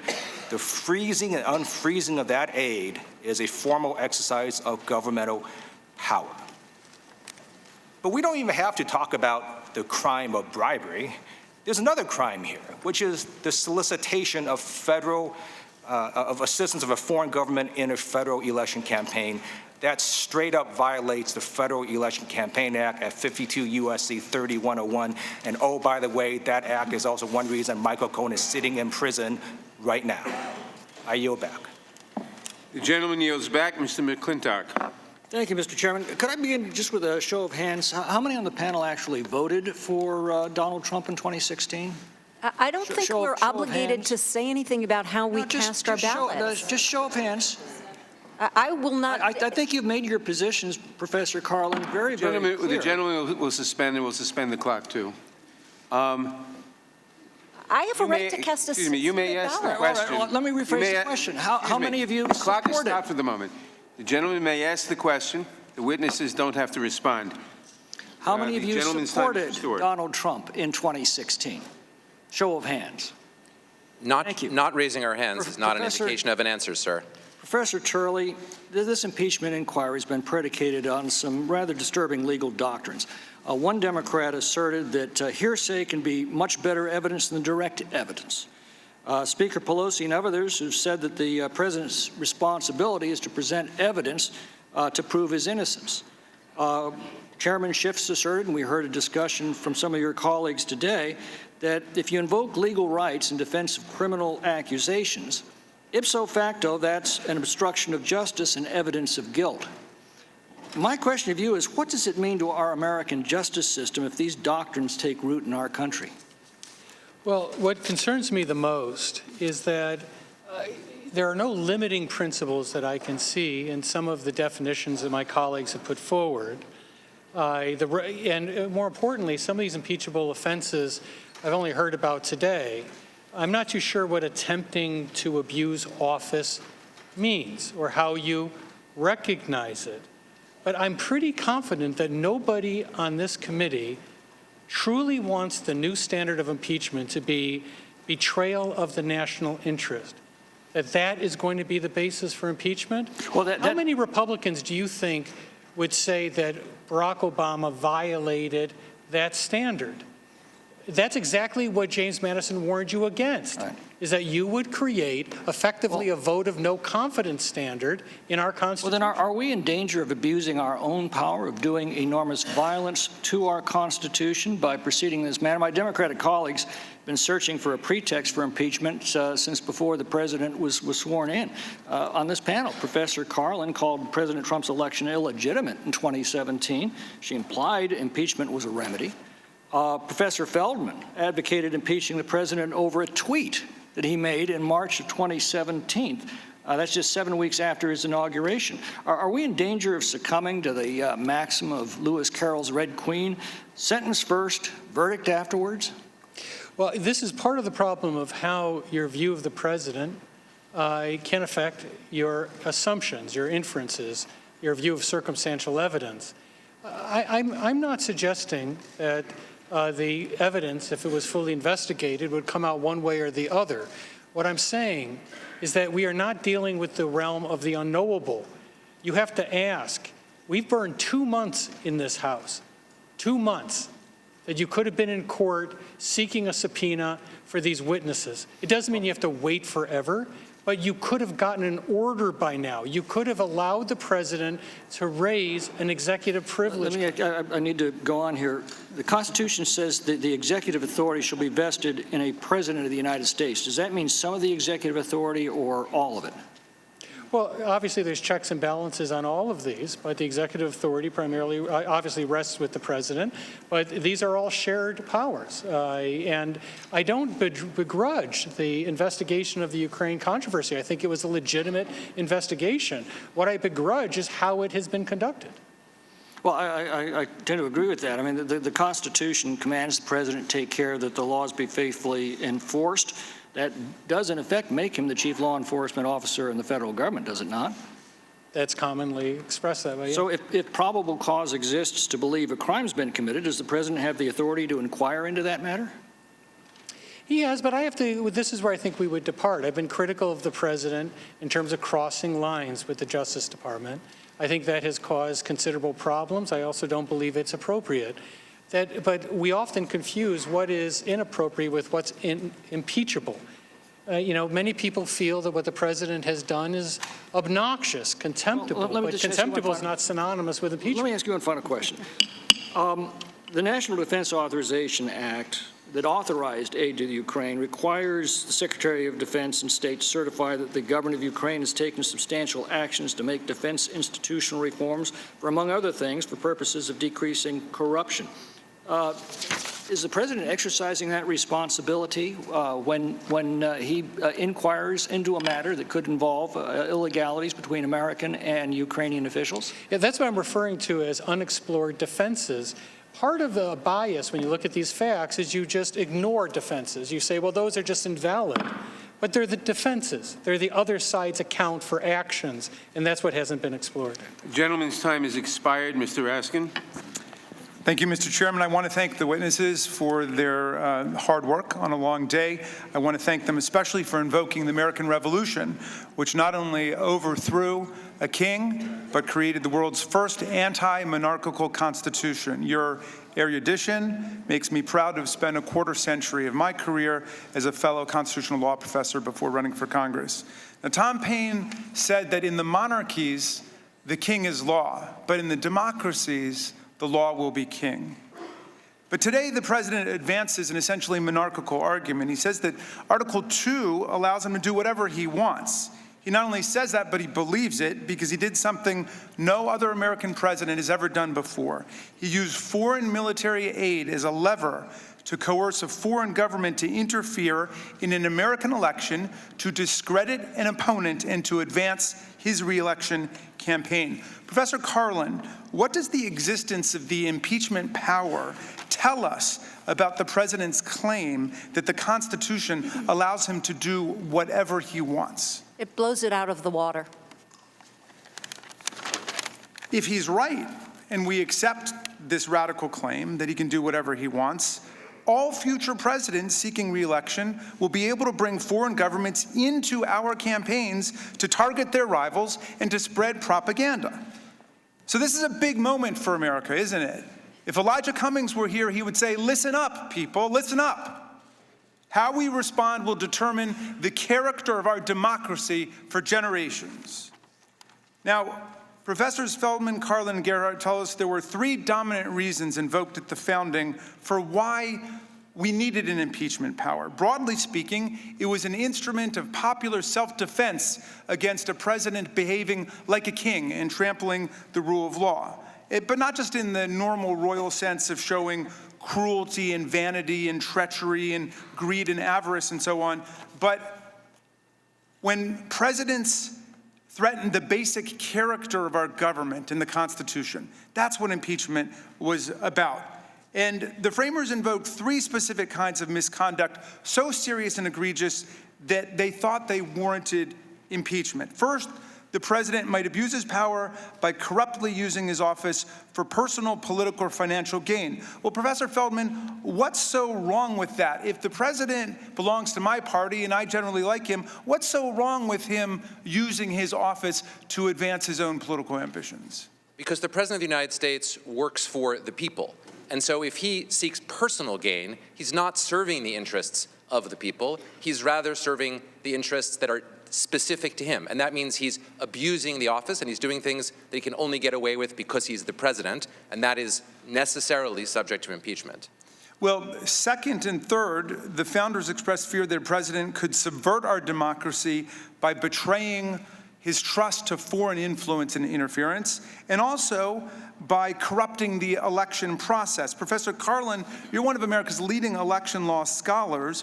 What role does impeachment play in protecting the integrity of our elections, especially in an international context in which Vladimir Putin and other tyrants and despots are interfering to destabilize elections around the world? Well, you know, Congress has enacted a series of laws to make sure that there isn't foreign influence in our elections, and allowing the president to circumvent that principle is a problem. And as I've already testified several times, America is not just the last best hope, as Mr. Jeffrey said, but it's also the shining city on a hill. And we can't be the shining city on a hill and promote democracy around the world if we're not promoting it here at home. Now, any one of these actions alone would be sufficient to impeach the president, according to the founders, but is it fair to say that all 3 causes for impeachment explicitly contemplated by the founders, abuse of power, betrayal of our national security, and corruption of our elections, are present in this president's conduct? Yes or no, Professor Feldman? Yes. And Professor Gerhardt? Yes, sir. And Professor Carlin? Yes. You all agree, okay. And are any of you aware of any other president who has essentially triggered all 3 concerns that animated the founders? No. No. And no as well. Mr. Chairman, it's hard to think of a more monarchical sentiment than I can do whatever I want as president, and I yield back. Gentleman yields back. Ms. Lesko. Thank you, Mr. Chair. Mr. Chair, I ask unanimous consent to insert into the record a letter I wrote and sent to you calling on you to cancel any and all future impeachment hearings and outlining how the process— Without objection, the letter will be entered into the record. Thank you.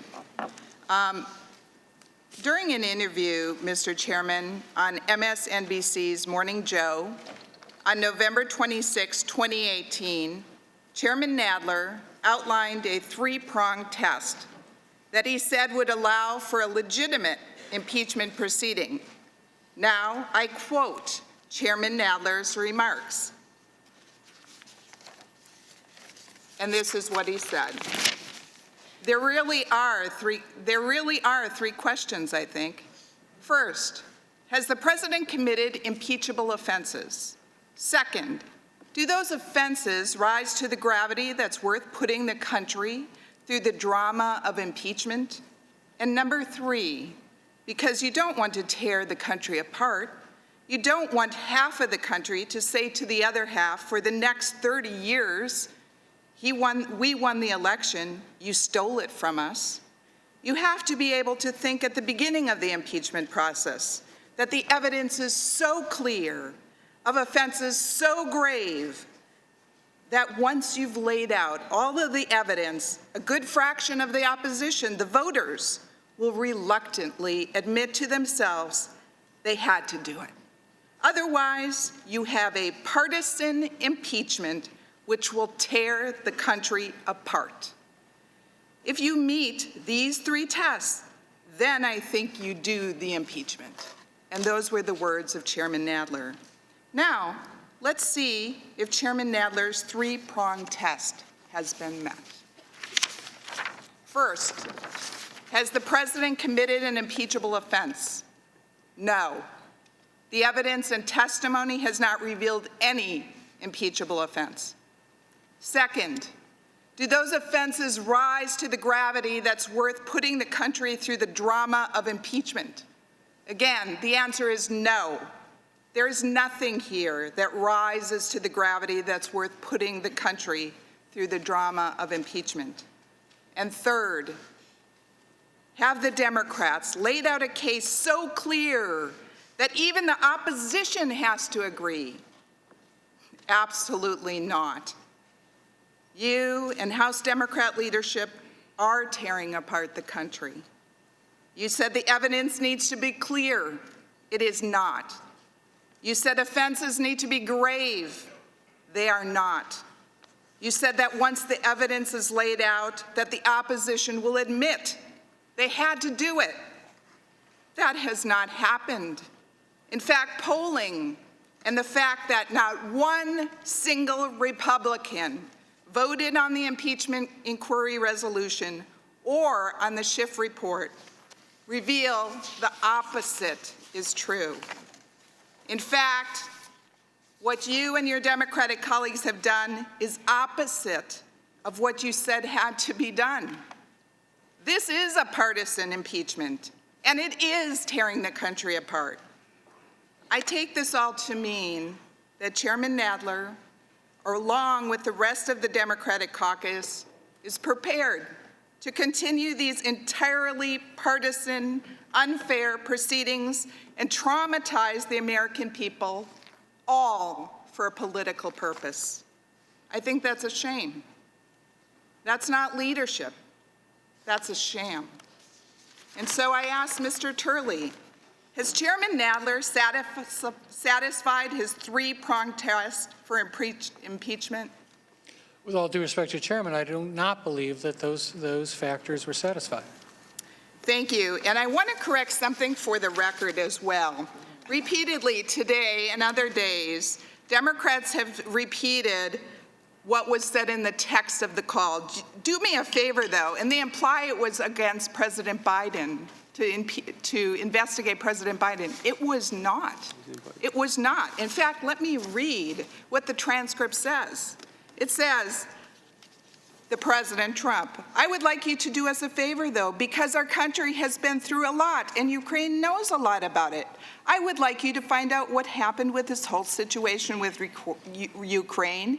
They say CrowdStrike. I guess you have one of your own wealthy people. It says nothing about the Biden, so please stop referencing those two together, and I yield back. Gentlelady yields back. Ms. Jayapal.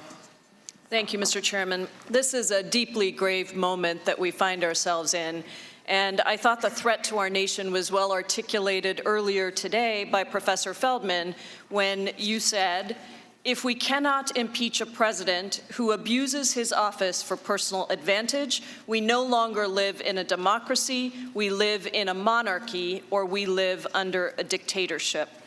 My view is that if people cannot depend on the fairness of our elections, then what people are calling divisive today will be absolutely nothing compared to the shredding of our democracy. After the events of Ukraine unfolded, the president claimed that the reason he requested an investigation into his political opponents and withheld desperately needed military aid for Ukraine was supposedly because he was worried about corruption. However, contrary to the president's statements, various witnesses, including Vice President Pence's special advisor Jennifer Williams, testified that the president's request was political. Take a listen.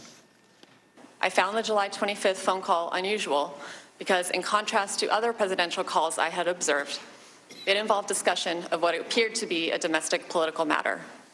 Professor Carlin, is it common for someone who gets caught to deny that their behavior is impermissible? Almost always. And one of the questions before us is whether the president's claim that he cared about corruption is actually credible. Now, you've argued before the Supreme Court, and the Supreme Court determined that when assessing credibility, we should look at a number of factors, including impact, historical background, and whether there are departures from normal procedures, correct? That's correct. So what we're ultimately trying to do is figure out if someone's explanation fits with the facts. And if it doesn't, then the explanation may not be true. So let's explore that. Lieutenant Colonel Vindman testified that he prepared talking points on anti-corruption reform for President Trump's call with Ukrainian President Szalinski.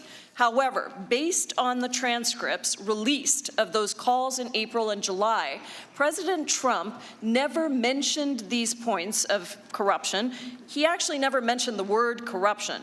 Does that go to any of those factors? Is that significant? Yes, it goes to the one about procedural irregularities, and it also goes to the one that says you look at the kind of things that led up to the decision that you're trying to figure out somebody's motive about. So let's try another one. Ambassador Volker testified that the president never expressed any concerns to him about corruption in any country other than Ukraine. Would that be relevant to your assessment? Yes, it would. It goes to the factor about substantive departures. And Professor Carlin, there is in fact, and my colleague, Mr. McClintock, mentioned this earlier, a process outlined in the National Defense Authorization Act to assess whether countries that are receiving military aid have done enough to fight corruption.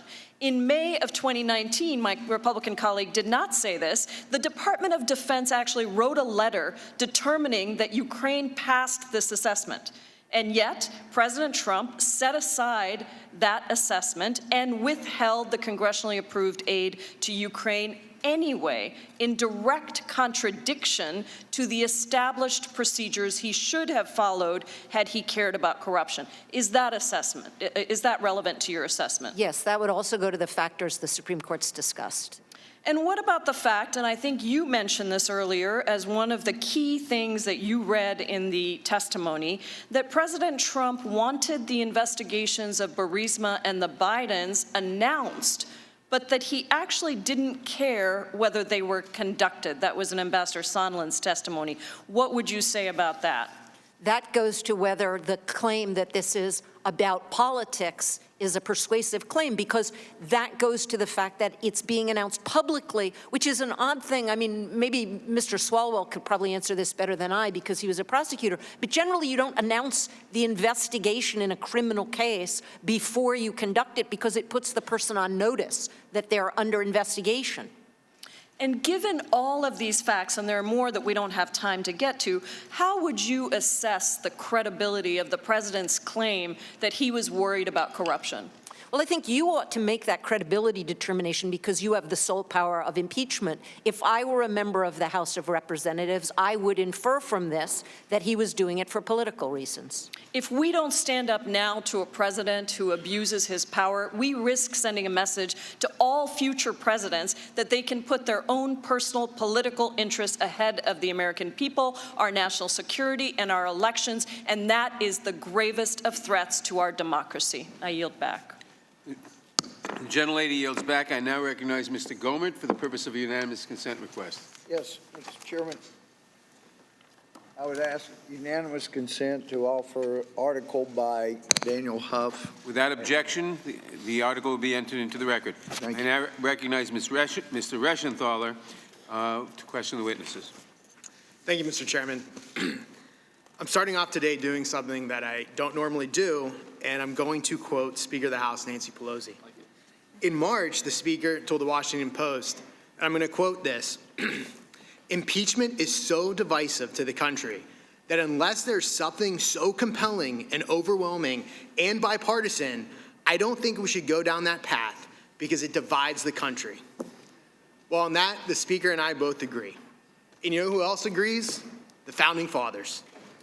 The Founding Fathers recognized that crimes warranting impeachment must be so severe, regardless of political party, that there is an agreement that the actions are impeachable.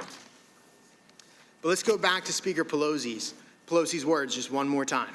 The Speaker says the case for impeachment must be also compelling. Well, after last month's shift show, this is what we learned. There is no evidence that the President directed anyone to tell the Ukrainians that aid was conditioned on investigation. Aside from the mere presumptions by Ambassador Sondland, there is no evidence that Trump was conditioning aid on investigation. And if you doubt me, just go back to the actual transcript, because never in that call was the 2020 election mentioned, and never in that call was military aid mentioned. In fact, President Trump told Senator Johnson on 31 August that aid was not conditioned on investigation. Rather, President Trump was rightfully skeptical about the Ukrainians. Their country has a history of corruption, and he merely wanted the Europeans to contribute more to a problem in their own backyard. But I think we can all agree that it's appropriate for the President, as a steward of taxpayer dollars, to ensure that our money isn't wasted. I said I wasn't going to go back to Speaker Pelosi, but I do want to go back because I forgot. She also said that impeachment should be only pursued when it's quote-unquote overwhelming. So it's probably not good for the Democrats that none of the witnesses who testified before the Intel Committee were able to provide firsthand evidence of a quid pro quo. But I forgot we're calling it bribery now after the focus group last week. And there's no evidence of bribery either. Instead, the two people who did have firsthand knowledge, the President and President Szalinski, both say there was no pressure on the Ukrainians. And again, the transcript of July 25th backs this up. And to go back to Nancy Pelosi one more time, she said that the movement for impeachment should be quote-unquote bipartisan, which is actually the same sentiment echoed by our chairman, Jerry Nadler, who in 1998 said, and I quote, "There must never be a narrowly voted impeachment supported by one of the major political parties and opposed by another." Well, when the House voted on the Democrats' impeachment inquiry, it was just that. It was the only bipartisan vote was the one imposing the inquiry. The partisan vote was the one to move forward with the inquiry. So we're 0 for 3. Let's face it, this is a sham impeachment against President Trump. It's not compelling, it's not overwhelming, and it's not bipartisan. So even by the Speaker's own criteria, this has failed. Rather, what this is nothing more than a partisan witch hunt which denies the fundamental fairness of our American justice system and denies due process to the President of the United States. The Democrats' case is based on nothing more than thoughts, feelings, and conjectures, and the thoughts and feelings of a few unelected career bureaucrats. And the American people are absolutely fed up. Instead of wasting our time on this, we should be doing things like passing USMCA, lowering the cost of prescription drugs, and working on our failing infrastructure in this country. With that said, Mr. Turley, I've watched as your words have been twisted and mangled all day long. Is there anything you would like to clarify? Only this. I think that one of the disagreements that we have, and I have with my esteemed colleagues, is what makes a legitimate impeachment, not what technically satisfies an impeachment. There's very few technical requirements of an impeachment. The question is what is expected of you. And my objection is that there is a constant preference for inference over information, for presumptions over proof. That's because this record hasn't been developed.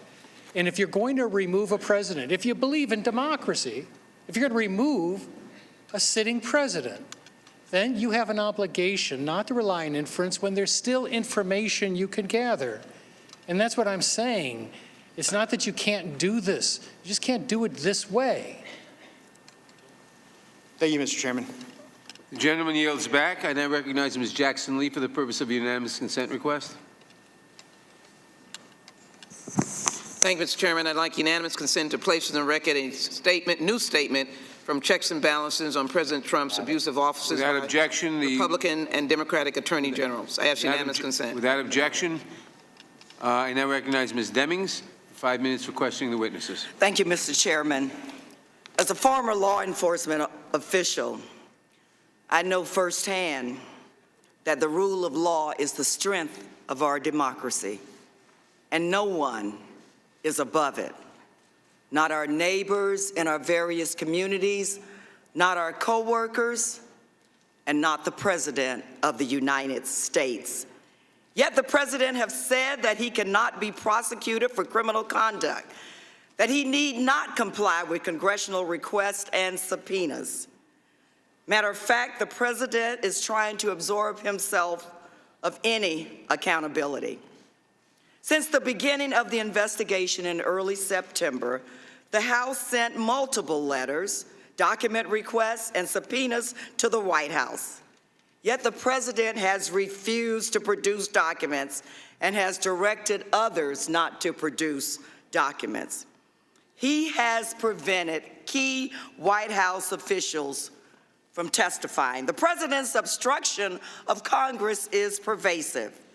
Since the House began its investigation, the White House has produced 0 subpoenaed documents. In addition, at the President's direction, more than a dozen members of his administration have defied congressional subpoenas. The following slide shows those who have refused to comply at the President's direction. We are facing a categorical blockade by a president who's desperate to prevent any investigation into his wrongdoing. Professor Gerhardt, has a president ever refused to cooperate in an impeachment investigation? Not until now. And any president who, I know Nixon delayed or tried to delay turning over information, when that occurred, was it at the same level that we're seeing today? President Nixon also had ordered his subordinates to cooperate and testify. He didn't shut down any of that. He produced documents, and there were times, there were certainly disagreements, but there was not a wholesale, broad-scale, across-the-board refusal to even recognize the legitimacy of this House doing an inquiry. Did President Nixon's obstruction result in an article of impeachment? Yes, ma'am. Article 3. Professor Feldman, is it fair to say that if a president stonewalls an investigation like we are clearly seeing today into whether he has committed an impeachable offense, he risks rendering the impeachment power moot? Yes, and indeed, that's the inevitable effect of a president refusing to participate. He's denying the power of Congress under the Constitution to oversee him and to exercise its capacity to impeach. Professor Gerhardt, when a president prevents witnesses from complying with congressional subpoenas, are we entitled to make any presumptions about what they would say if they testified?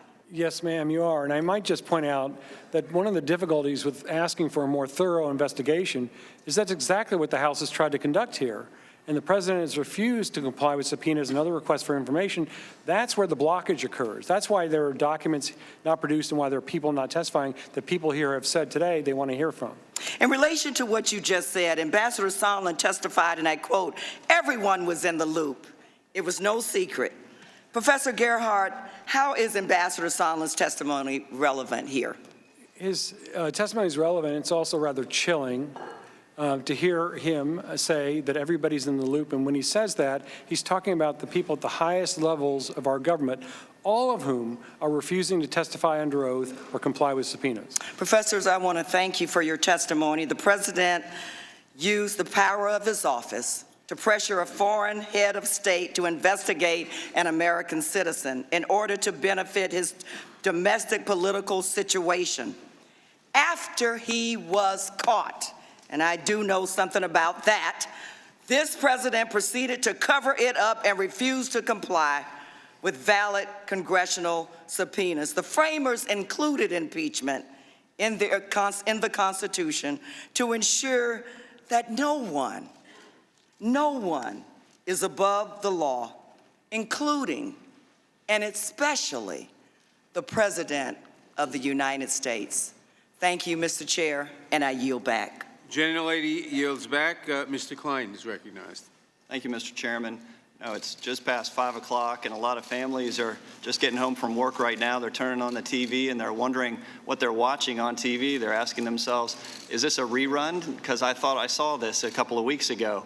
But no, this is not a rerun, unfortunately. This is Act 2 of the three-part tragedy, the impeachment of President Trump. And what we're seeing here is several very accomplished constitutional scholars attempting to divine the intent, whether it's of the president or of the various witnesses who appeared during the Schiff hearings. And it's very frustrating to me as a member of the Judiciary Committee why we are where we are today. I asked to be a member of this committee because of its storied history, because it was the defender of the Constitution, because it was one of the oldest committees in the Congress, established by another Virginian, John George Jackson. It's because two of my immediate predecessors, Congressman Bob Goodlatte, who chaired this committee, and Congressman Caldwell Butler, also served on this committee. But the committee that they served on is dead. That committee doesn't exist anymore. That committee is gone. Apparently now we don't even get to sit in the Judiciary Committee room. We're in the Ways and Means Committee room. I don't know why. Maybe because there's more room. Maybe because the portraits of the various chairmen whose would be staring down at us might just intimidate the other side as they attempt what is essentially a sham impeachment of this president. You know, looking at where we are, the lack of the use of the Rodino rules in this process is shameful. The fact that we got witness testimony for this hearing this morning is shameful. The fact that we got the Intelligence Committee report yesterday, 300 pages of it, is shameful. I watched the Intelligence Committee hearings from the back, although I couldn't watch them all because the Judiciary Committee actually scheduled business during the Intelligence Committee hearings, so the Judiciary Committee members weren't able to watch all of the hearings. But I didn't get to, read the transcripts of the hearings that were held in private. I was not able to be a part of the Intelligence Committee hearings that were in the SCIF. We haven't seen the evidence from the Intelligence Committee yet. We've asked for it. We haven't received it. We haven't heard from any fact witnesses yet before we get to hear from these constitutional scholars about whether or not the facts rise to the level of an impeachable offense. Mr. Turley, it's not just your family and dog who are angry. Many of us on this committee are angry. Many of us watching at home across America are angry because this show has degenerated into a farce. And as I said, the Judiciary Committee of my predecessors is dead. And I look to a former chairman, Daniel Webster, who said, "We are all agents of the same supreme power, the people, and it's the people who elected this president in 2016, and it's the people who should have the choice as to whether or not to vote for this president in 2020, not the members of this committee, not Speaker Nancy Pelosi, and not the members of this House of Representatives. It should be the people of the United States who get to decide who their president is in 2020. I asked several questions about obstruction of justice to Mr. Mueller when he testified. Mr. Turley, I know that you mentioned obstruction of justice several times in your testimony. I want to yield to Mr. Ratcliffe to ask a concise question about that issue. I thank the gentleman for yielding. Professor Turley, in the last few days, we've been hearing that despite no questions to any witnesses during the first 2 months of the first phase of this impeachment inquiry, that the Democrats may be dusting off the obstruction of justice portion of the Mueller report. Seems to me that we all remember how painful it was to listen to special counsel's analysis of the obstruction of justice portion of that report. I'd like you to address the fatal flaws from your perspective with regard to the obstruction of justice portion of that report. The gentleman's time has expired. The witness may answer the question briefly. Thank you, Mr. Chairman. I've been a critic of the obstruction theory behind the Russia investigation because, once again, it doesn't meet what I think are the clear standards for obstruction. There were 10 issues that Mueller addressed. The only one that I think that raised a serious issue, quite frankly, was the matter with Don McGahn. There's a disagreement about that. But also, the Department of Justice rejected the obstruction of justice claim, and it was not just the Attorney General. It was also the Deputy Attorney General, Rod Rosenstein. The gentleman is well expired. The gentleman's time is well expired. Mr. Correa. Thank you, Mr. Chairman, and I'd like to thank our witnesses for being here today. I can assure you your testimony is important not only to this body, but to America that is listening very intently on what the issues before us are and why is it so important that all of us understand the issues before us.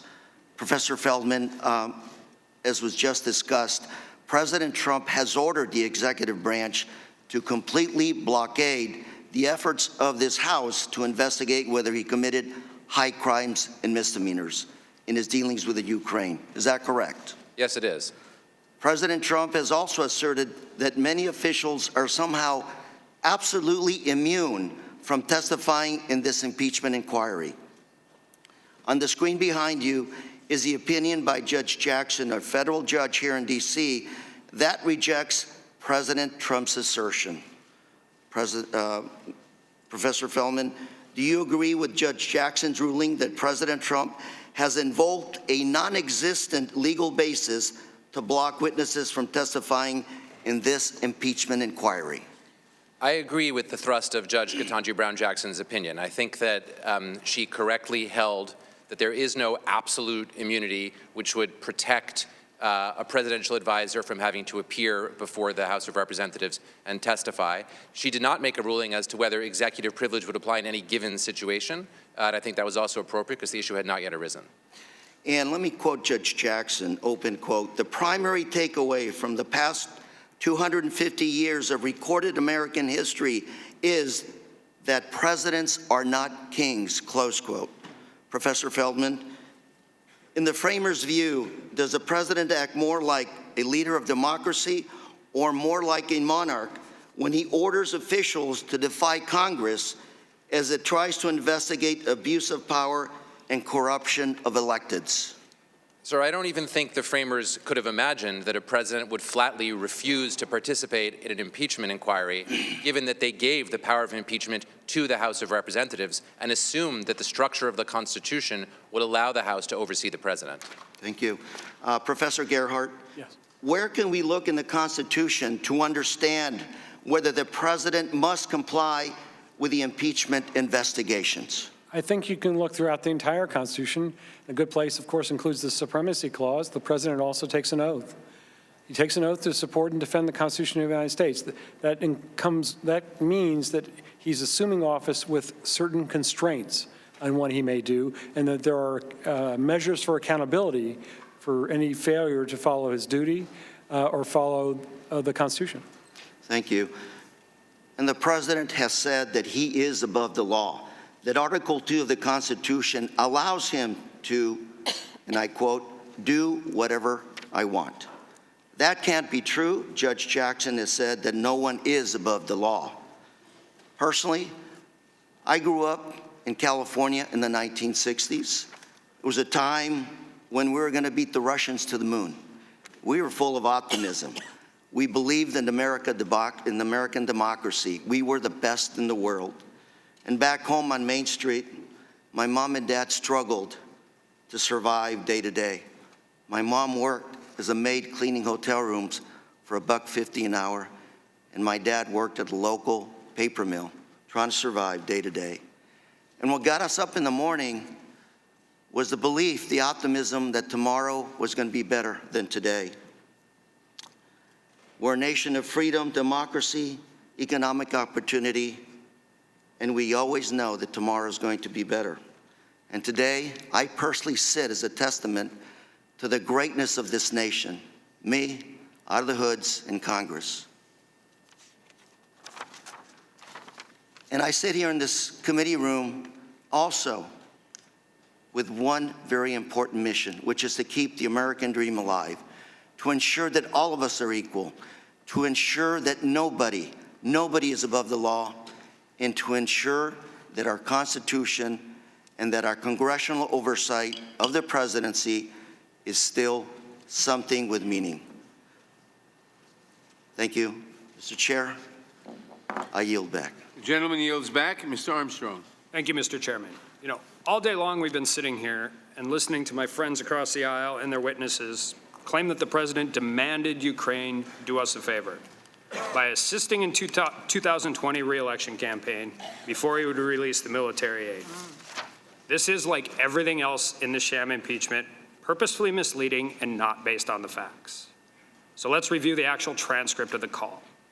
They never mentioned the 2020 election. They never mentioned military aid. It does, however, clearly show that the favor the president requested was assistance with the ongoing investigation into the 2016 election. Those investigations, particularly the one being run by U.S. Attorney Jeff Durham, should concern Democrats. And the transcript of this call shows that the president was worried about the efforts of Ukraine relating to the 2016 election. We know this, and notice I'm using the word know and not the word infer, from reading the transcript and because he spoke about it ending with Mueller. We know this because he wants the Attorney General to get in touch with the Ukrainians about the issue. We have a treaty with Ukraine governing these sorts of international investigations. But like so many other things, these facts are inconvenient for Democrats. They don't fit the impeachment narrative, so they're misrepresented or ignored. And I think it's important when we talk about this, and whatever the burden of proof, beyond a reasonable doubt, clear and convincing evidence, whether it's a judicial hearing, a quasi-judicial hearing, or a congressional hearing, when we're talking about these issues, I think we need to start with how we look at it. And I'm not a constitutional law professor. I'm just an old criminal defense attorney. But when I walk into a courtroom, I think of three things. What's the crime charge? What's the conduct? And who's the victim? And we've managed to make it till 5 o'clock today before we've talked about the alleged victim of the crime. And that's President Szalinski. And at 3 different times, President Szalinski, at least 3 different times, has denied being pressured by the president. The call shows laughter, pleasantries, cordiality. September 25th, President Szalinski states, "No, you heard that we had a good phone call. It was normal. We spoke about many things. I think you read it, and nobody pushed me." October 10th, President Szalinski had a press conference, and I encourage everybody to watch it. Even if you don't understand it, 90% of communication's nonverbal. You tell me if you think he's lying. There was no blackmail. December 2nd, this Monday, I never talked to the president from the position of quid pro quo. So we have the alleged victim of quid pro quo, bribery, extortion, whatever we're dealing with now today, repeatedly and adamantly shouting from the rooftops that he never felt pressure, that he was not the victim of anything. So in order for this whole thing to stick, we have to believe that President Szalinski is a pathological liar, or that the Ukrainian president and the country are so weak that he has no choice but to parade himself out there, demoralize himself for the good of his country. Either of these 2 assertions weakens their countries and harms our efforts to help the Ukraine. And also begs the question of how on earth did President Szalinski withstand this illegal and impeachable pressure to begin with? Because this fact still has not changed. The aid was released to Ukraine and did not take any action from them in order for it to flow. And with that, I yield to my friend, Mr. Jordan. I thank the gentleman for yielding. Professor Carlin, context is important, isn't it? Yes, sir. Yeah, because just a few minutes ago when our colleague from Florida presented a statement you made, you said, well, you got to take that statement in context, but it seems to me you don't want to extend the same or apply the same standard to the president. Because the now famous quote, "I would like you to do us a favor," you said about an hour and a half ago, that didn't mean us, it meant the president himself. But that's the clear reading of this, "I would like you to do us a favor, though, because," you know what the next 2 words are? I don't have the document. I'll tell you, because our country. He didn't say, I would like you to do me a favor, though, because I have been through a lot. He said, I want you to do us a favor, though, because our country has been through a lot. You know what when this call happened? Happened the day after Mueller was in front of this committee. Of course, our country was put through 2 years of this. And the idea that you're now going to say, oh, this is the royal we, and he's talking about himself, ignores the entire context of his statement. That whole paragraph, you know what he ends that paragraph with? Talking about Bob Mueller. And this is the basis for this impeachment, this call. It couldn't be further from the truth. You want the standard to apply when Representative Gates makes one of your statements. Oh, you got to look at the context. But when the President of the United States is clear, you try to change his word. And when the context is clear, he's talking about the 2 years that this country went through because of this Mueller report. Somehow that standard doesn't apply to the President. That is ridiculous. The gentleman's time has expired. Ms. Scanlon. I want to thank our constitutional experts for walking us through the framers' thinking on impeachment and why they decided it was a necessary part of our Constitution. I'm going to ask you to help us understand the implications of the President's obstruction of Congress's investigation into his use of the office of the President to squeeze the Ukrainian government to help the Trump re-election campaign. And there's certainly hundreds of pages on how one reaches that conclusion. We know the President's obstruction did not begin with the Ukraine investigation. Instead, his conduct is part of a pattern, and I'll direct your attention to the timeline on the screen. In the left-hand column, we see the President's statement from his July call in which he pressured Ukraine, a foreign government, to meddle in our elections. Then once Congress got wind of it, the President tried to cover up his involvement by obstructing the congressional investigation and refusing to cooperate. But this isn't the first time we've seen this kind of obstruction. In the right-hand column, we can flash back to the 2016 election when the President welcomed and used Russians' interference in our election. And again, when the special counsel and then this committee tried to investigate the extent of his involvement, he did everything he could to cover it up. So it appears the President's obstruction of investigations is part of a pattern. First, he invites foreign powers to interfere in our elections. Then he covers it up. And finally, he obstructs lawful inquiries into his behavior, whether by Congress or law enforcement. And then he does it again. So, Professor Gerhardt, how does the existence of such a pattern help determine whether the President's conduct is impeachable? The pattern, of course, gives us a tremendous insight into the context of his behavior.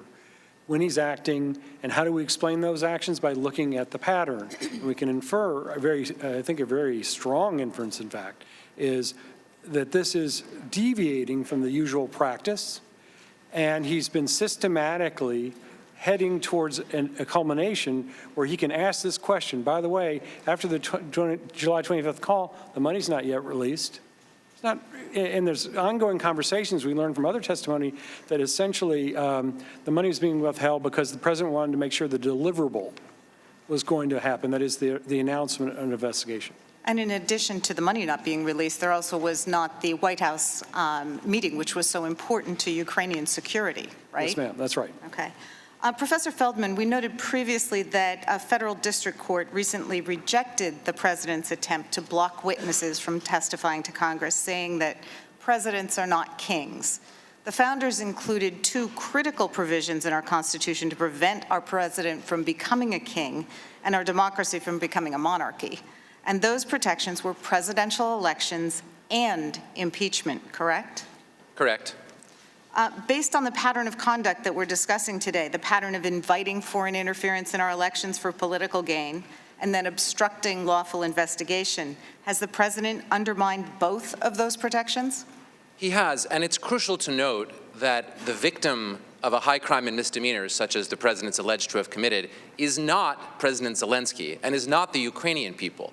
The victim of the high crime and misdemeanor is the American people.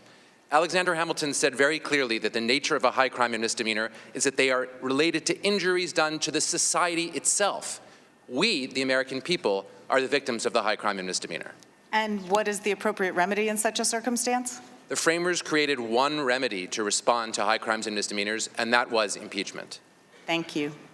You know, I've spent over 30 years working to help clients and school children understand the importance of our constitutional system and the importance of the rule of law. So the president's behavior is deeply, deeply troubling. The president welcomed and used election interference by Russia, publicly admitted he would do it again, and did in fact do it again by soliciting election interference from Ukraine.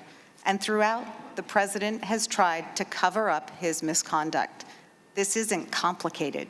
The founders were clear, and we must be too. Such behavior in a president of the United States is not acceptable. I yield back. The gentlelady yields back. Mrs. Szalinski, be recognized for unanimous consent request. Mr. Chairman, I ask unanimous consent that a document which lists the 400 pieces of legislation passed by the House, 275 bipartisan bills, 80% which remain languishing in the Senate, be made a part of the record in response to Mr. Gates' claim that we're not getting the work done. Without objection, the document will be made part of the record. Mr. Biggs is recognized for unanimous consent request. Yes, Mr. Chairman, I seek unanimous consent for a packet of 54 documents and items which have previously been submitted. Without objection, the documents will be entered into the record. Mr. Chairman, may I have another unanimous? What purpose does the gentleman seek?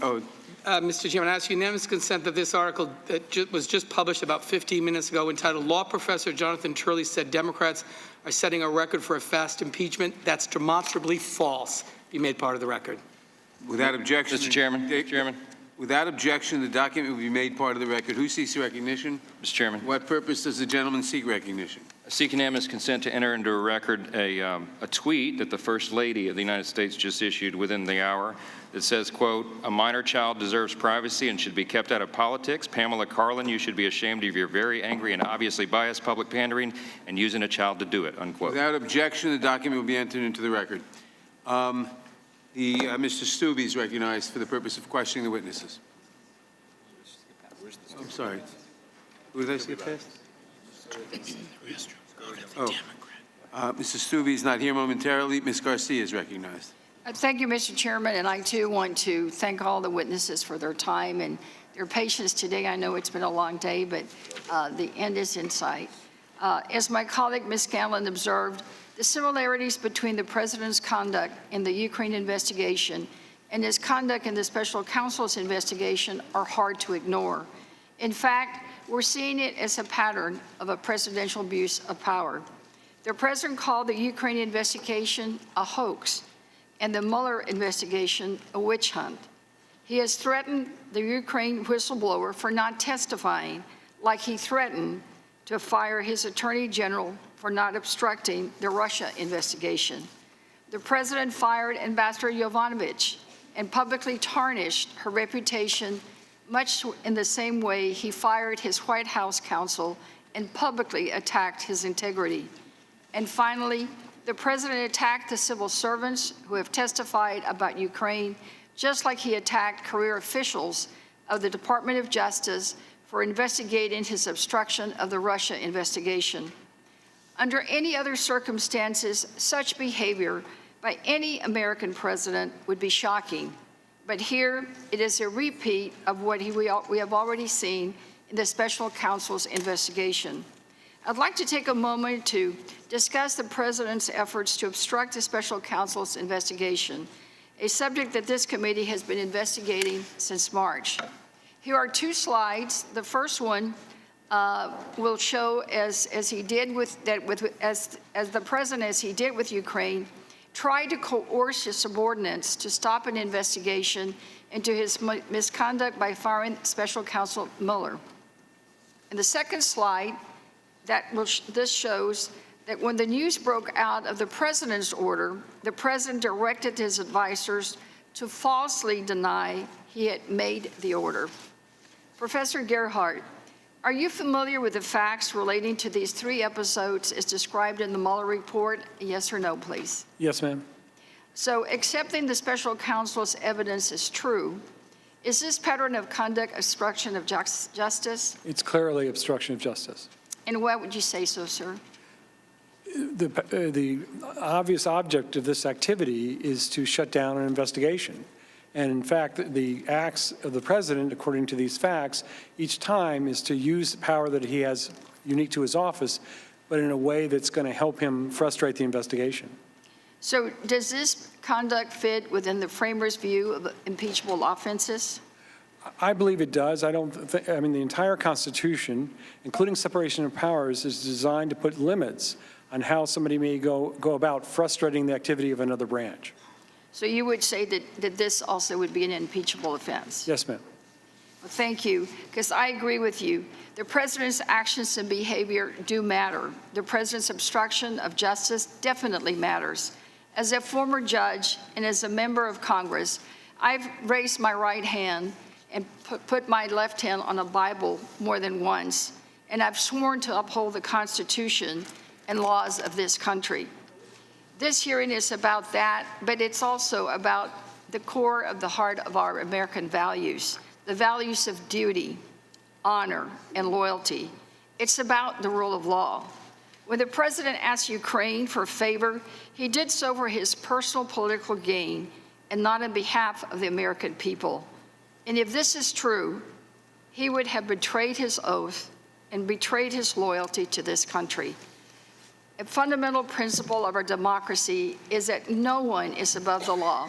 Not any one of you professors, not any one of us up here, members of Congress, not even the President of the United States. That's why we should hold him accountable for his actions, and that's why again, thank you for testifying today and helping us walk through all this to prepare for what may come. Thank you, sir. I yield back. Gentlelady yields back. Mr. Neguse. Thank you, Mr. Chair, and thank you to each of the four witnesses for your testimony today. I'd like to start by talking about intimidation of witnesses. As my colleague, Congresswoman Garcia, noted, President Trump has tried to interfere in both the Ukraine investigation and Special Counsel Mueller's investigation in order to try to cover up his own misconduct. And in both the Ukraine investigation and Special Counsel Mueller's investigation, the president actively discouraged witnesses from cooperating, intimidated witnesses who came forward, and praised those who refused to cooperate. For example, in the Ukraine investigation, the president harassed and intimidated the brave public servants who came forward. He publicly called the whistleblower a, quote, disgrace to our country, and said that his identity should be revealed. He suggested that those involved in the whistleblower complaint should be dealt with in the way that we, quote, used to do, end quote, for spies and treason. He called Ambassador Taylor, a former military officer with more than 40 years of public service, a, quote, never Trumper, end quote, on the same day that he called never Trumpers, quote, scum. The president also tweeted accusations about many of the other public servants who testified, including Jennifer Williams and Ambassador Yovanovitch. And as we know, the president's latter tweet happened literally during the ambassador's testimony in this room in front of the Intelligence Committee, which she made clear was intimidating. Conversely, we know that the president has praised witnesses who have refused to cooperate. For example, during the special counsel's investigation, the president praised Paul Manafort, his former campaign manager, for not cooperating. You can see the tweet up on the screen to my side. As another telling example, the president initially praised Ambassador Sondland for not cooperating, calling him, quote, a really good man and a great American. But after Ambassador Sondland testified and confirmed that there was indeed a quid pro quo between the White House visit and the request for investigations, the president claimed that he, quote, hardly knew the ambassador. Professor Gerhardt, you've touched on it previously, but I'd like you to just explain, is the president's interference in these investigations by intimidating witnesses also the kind of conduct that the framers were worried about, and if so, why? It's clearly conduct, I think, that worried the framers as reflected in the Constitution they've given us, in the structure of that Constitution. The activities you're talking about here are consistent with the other pattern of activity we've seen with the president either trying to stop investigations, either by Mr. Mueller or by Congress, as well as to ask witnesses to make false documents about testimony, and all those different kinds of activities are not the kinds of activities the framers expected the president to be able to take. They expect the president to be held accountable for it, and not just in elections. Professor Turley, you've studied the impeachments of President Johnson, President Nixon, President Clinton. Am I right that President Nixon allowed senior White House officials, including the White House counsel and the White House chief of staff, to testify in the House impeachment inquiry? Yes. And you're aware that President Trump has refused to allow his chief of staff or White House counsel to testify in this inquiry, correct? Yes, but various officials did testify, and they are remaining in federal employment. And that does not include the White House counsel nor the White House chief of staff, correct? That's correct. And am I right that President Clinton provided written responses to 81 interrogatories from the House Judiciary Committee during that impeachment inquiry? I believe that's Sounds about right. And you're aware that President Trump has refused any requests for information submitted by the Intelligence Committee in this impeachment inquiry? I have, yes. Are you familiar with the letter issued by White House counsel Pat Cipollone on October 8th, written on behalf of President Trump, and in effect instructing executive branch officials not to testify in this impeachment inquiry? Yes, I am. And am I correct that no president in the history of the Republic before President Trump has ever issued a general order instructing executive branch officials not to testify in an impeachment inquiry? That's where I'm not sure I can answer that affirmatively. I mean, President Nixon, in fact, went to court over access to information, documents, and the like, and he lost. Well, Professor Turley, I would just, again, refer you back to the history that's been recounted by each of the distinguished scholars here today, because we know, as we recount these examples, that President Nixon did, in fact, allow his chief of staff and his chief counsel to testify, and this president has not. We know that President Clinton responded to interrogatories propounded by that impeachment inquiry, and that this president has not. At the end of the day, this Congress and this committee has an obligation to ensure that the law is enforced. And with that, I yield back the balance of my time. Gentleman yields back. Ms. McBath. Thank you, Mr. Chairman. And professors, I want to thank you so very much for spending these long, arduous hours with us today. Thank you so much for being here. Following up on my colleague, Mr. Negus's questions, I'd like to briefly go through one particular example of the president's witness intimidation that I find truly disturbing and very devastating, because I think it's important that we all truly see what's going on here. As the slide shows, on his July 25th call, President Trump said that former Ambassador Yovanovitch would, and I quote, go through some things. Ambassador Yovanovitch testified about how learning about the president's statements made her feel. What did you think when President Trump told President Szalinski, and you read, that you were going to go through some things? I didn't know what to think, but I was very concerned. What were you concerned about? She's going to go through some things. It didn't sound good. It sounded like a threat. Did you feel threatened? I did. And as we all witnessed in real time, in the middle of Ambassador Yovanovitch's live testimony, the president tweeted about the ambassador, discrediting her service in Somalia and the Ukraine. Ambassador Yovanovitch testified that the president's tweet was, and I quote, very intimidating. Professor Gerhardt, these attacks on a career public servant are deeply upsetting. But how do they fit into our understanding of whether the president has committed high crimes and misdemeanors? And how do they fit into our broader pattern of behavior by this president to cover up and obstruct his misconduct? One way in which it contributes to the obstruction of Congress is that it doesn't just defame Ambassador Yovanovitch. By every other account, she's been an exemplary public servant. So what he's suggesting there may not be consistent with what we know as facts. But one of the things that also happens when he sends out something like this, it intimidates everybody else who's thinking about testifying, any other public servants that think they should come forward, they're going to worry that they're going to get punished in some way. They're going to face things like she's faced. That is the woman President Trump has threatened before you. And I can assure you, I personally know what it's like to be unfairly attacked publicly for your sense of duty to America. Ambassador Yovanovitch deserves better. No matter your party, whether you're a Democrat or Republican, I don't think any of us thinks that this is okay. It is plainly wrong for the President of the United States to attack a career public servant just for telling the truth as she knows it. And I yield back the balance of my time.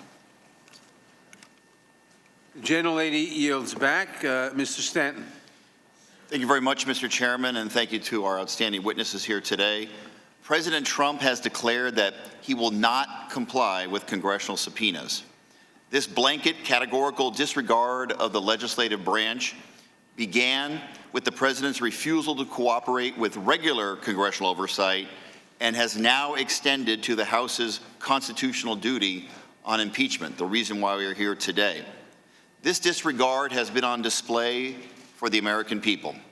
When asked if he would comply with the Don McGahn subpoena, President Trump said, quote, "Well, we're fighting all the subpoenas," unquote. Now, we've discussed here today the obstruction of Congress article impeachment against President Nixon, but I think I'd like to go a little bit deeper into that discussion and juxtapose it with the President Trump's actions. Professor Gerhardt, can you elaborate on how President Nixon obstructed Congress and how it compares to President Trump's actions? As I was discussing earlier and included in my written statement, President Nixon ultimately refused to comply with 4 legislative subpoenas. These were zeroing in on the most incriminating evidence he had in his possession. So he refused to comply with those subpoenas, became the basis for that third article, and he resigned a few days later. Professor Feldman, what are the consequences of this unprecedented obstruction of Congress to our democracy? For the president to refuse to participate in any way in the House's constitutional obligation of supervising him to impeach him breaks the Constitution. It basically says, nobody can oversee me. Nobody can impeach me. First, I'll block witnesses from appearing. Then I'll refuse to participate in any way. And then I'll say, you don't have enough evidence to impeach me. And ultimately, the effect of that is to guarantee that the president is above the law and can't be checked. And since we know the framers put impeachment in the Constitution to check the president, if the president can't be checked, he's no longer subject to the law. Professor Gerhardt, would you agree that the president's refusal to comply with congressional subpoenas invokes the framers' worst fears and endangers our democracy? It does, and one way in which to understand that is to put all of his arguments together and then see what the ramifications are. He says he's entitled not to comply with all subpoenas. He says he's not subject to any kind of criminal investigation while he's president of the United States. He's immune to that. He's entitled to keep all information confidential from Congress. Doesn't even have to give a reason. Well, when you put all those things together, he's blocked off every way in which to hold himself accountable except for elections. And the critical thing to understand here is that is precisely what he was trying to undermine in the Ukraine situation. Professor Carlin, do you have anything to add to that analysis? Thanks. I think that's correct. And if I can just say one thing. I want to apologize for what I said earlier about the president's son. It was wrong of me to do that. I wish the president would apologize, obviously, for the things that he's done that's wrong, but I do regret having said that. Thank you, Professor. One of the most important questions that every member of this committee must decide is whether we are a nation of laws and not men. It used to be an easy answer, one we could all agree on. When President Nixon defied the law and obstructed justice, he was held to account by people on both sides who knew that for our republic to endure, We must have fidelity to our country rather than one party or one man. And the obstruction we're looking at today is far worse than President Nixon's behavior. Future generations will measure us, every single member of this committee, by how we choose to answer that question. I hope we get it right. I yield back. The gentleman yields back. Mr. Stubbe. Thank you, Mr. Chairman. I've only been in Congress since January of this year, and on the very first day of my swearing in, a Democrat in my class called for the impeachment of the president on day one, using much more colorful language than I would ever use. Since then, this committee focused on the Mueller report and the Russia collusion theory. We all sat and listened to Mr. Mueller state unequivocally that there was no evidence that the Trump campaign colluded with Russia. So that didn't work for the Democrats. So they then changed their talking points and moved to the obstruction of justice theory, that the president obstructed justice. Then that fizzled.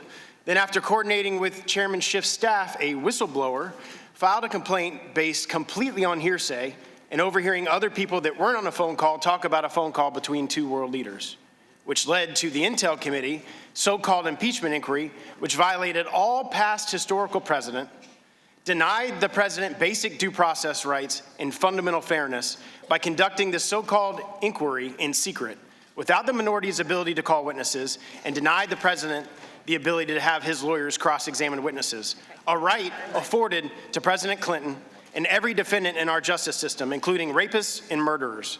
The Republicans on this committee have repeatedly requested all evidence collected by the Intel Committee. As we sit here today, we still don't have the underlying evidence that we've been requesting. Again, a right afforded every criminal defendant in the United States.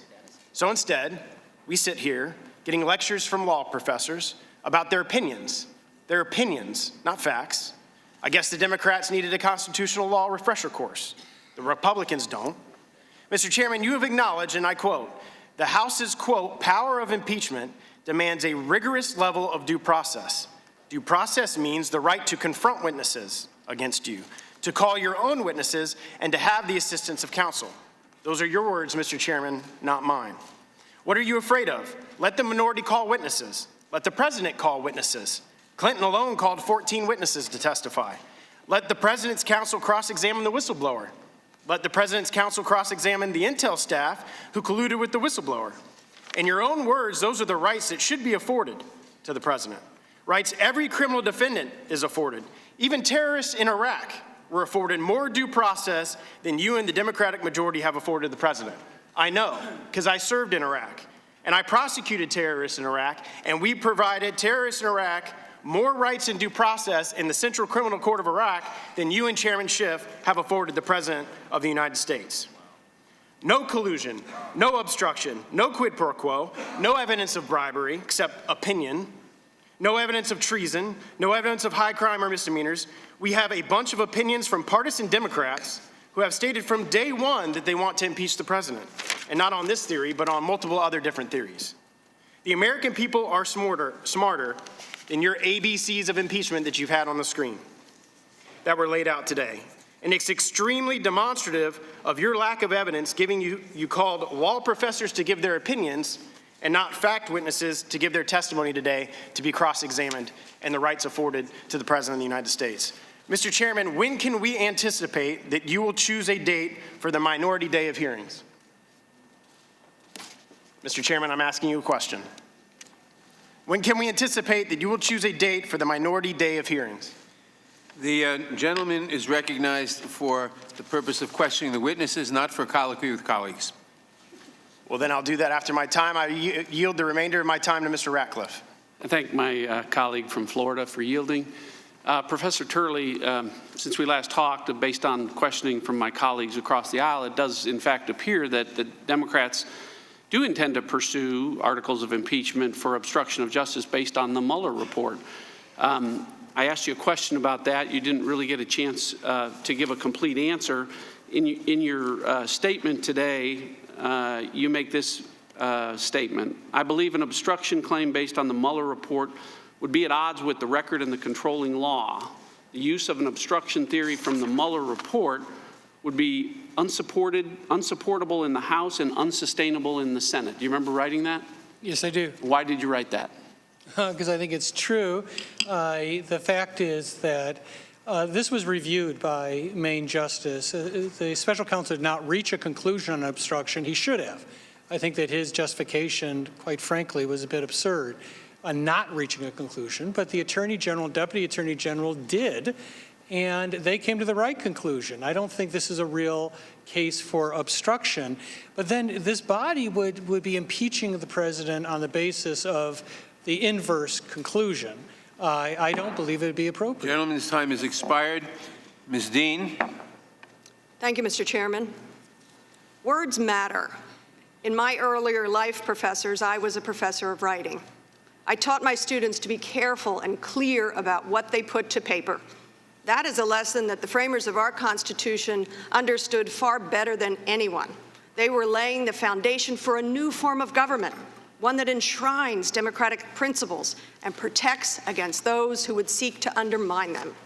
The Constitution explicitly lays out that a president may be impeached for treason, bribery, high crimes, and misdemeanors. We've heard a lot of words today: foreign interference, bribery, obstruction of justice. Professors, I'd like to go through the president's conduct and the public harms we have discussed today and ask if they would fit into what the forefathers contemplated when crafting those words of the impeachment clause. Professor Carlin, I'd like to ask you about the foreign interference in elections. As Americans, we can agree foreign interference, foreign influence erodes the integrity of our elections, and as you said so plainly, it makes us less free. Yet on July 25th, 2019, the president coerced Ukrainian President Szalinski to announce an investigation into his political rival, Trump's political rival, which was corroborated by multiple witnesses throughout the Intelligence Committee hearings. Professor Carlin, can you explain for the American people, in your opinion, whether the framers considered solicitation of foreign interference, and would they have considered it a high crime or misdemeanor? And does the president's conduct rise to that level? The framers of our Constitution would have considered it abhorrent, would have considered it the essence of a high crime or misdemeanor for a president to invite in foreign influence, either in deciding whether he will be reelected or deciding who his successor would be. Thank you. Professor Feldman, I'd like to talk to you about bribery. During the course of the Intelligence Committee hearings, multiple witnesses gave sworn, unrebutted testimony that the president withheld nearly $400 million in congressionally approved aid on the condition that that Ukraine announce investigations into his chief political adversary. Professor, in your opinion, given those facts and the framers' specific concerns, would you describe the president's behavior here and the use of his public office for a private benefit as rising to those levels? The framers considered, as you said, bribery under the Constitution to consist of the president abusing his office corruptly for personal gain. If this House determines, and if this committee determines, that the president was in fact seeking personal gain in seeking the investigations that he asked for, then that would constitute bribery under the Constitution. Thank you. Professor Gerhardt, I'd like to ask you about obstruction of justice. The president has categorically refused to produce any documents responsive to congressional subpoenas, attacked and intimidated prospective and actual witnesses, including career and military and civil servants, as discussed here, like Ambassador Yovanovitch, Lieutenant Colonel Vidman, Ambassador Taylor, Jennifer Williams, and others. And he directed all current and former administration witnesses to defy congressional subpoenas. Professor, based on that set of facts, does this conduct meet the threshold for obstruction of justice as envisioned in the Constitution? Yes, ma'am, I believe it does. I remember when I was here 21 years ago, along with Professor Turley, testifying before a differently constituted committee on a very serious question regarding impeachment. And I remember a number of law professors very eloquently talking about President Clinton's misconduct as an attack on the judicial system. And that's what you just described to me. Thank you. And thank you, professors, all of you, all four of you. What you did today is you brought part of our Constitution to life, and I thank you for that. You've shown what the framers were mindful of when they wrote the impeachment clause of our Constitution. They chose their words, and their words matter. You know, it was my father, Bob Dean, a terrific dad and a talented writer, who instilled in me and my brothers and sister a love of language. He taught us our words matter, the truth matters. It's through that lens which I see all of the serious and somber things we're speaking about today: foreign interference, bribery, obstruction. The framers likely could not have imagined all three concerns embodied in a single leader, but they were concerned enough to craft the remedy: impeachment. The times have found us. I am prayerful for our president, for our country, for ourselves. May we, the people, always hold high the decency and promise and ambition of our founding, and of the words that matter, and of the truth. With that, I yield back, Mr. Chairman. The gentlelady yields back. Ms. McCarcel-Powell. Thank you, and thank you, professors, for your time today. It's been a long day. I want to tell you, I did not have the privilege of being born into this country. As an immigrant, when I became a citizen to this great nation, I took an oath to protect and defend the Constitution from all foreign and domestic enemies. And I had the fortune of taking that oath once again when I became a member of Congress. And that includes the responsibility to protect our nation from continuing threats from a president, any president. You testified that the president's actions are a continuing risk to our nation and democracy, meaning that this is not a one-time problem. There is a pattern of behavior by the president that is putting at risk fair and free elections. And I think that we are here today because the American people deserve to know whether we need to remove the president because of it.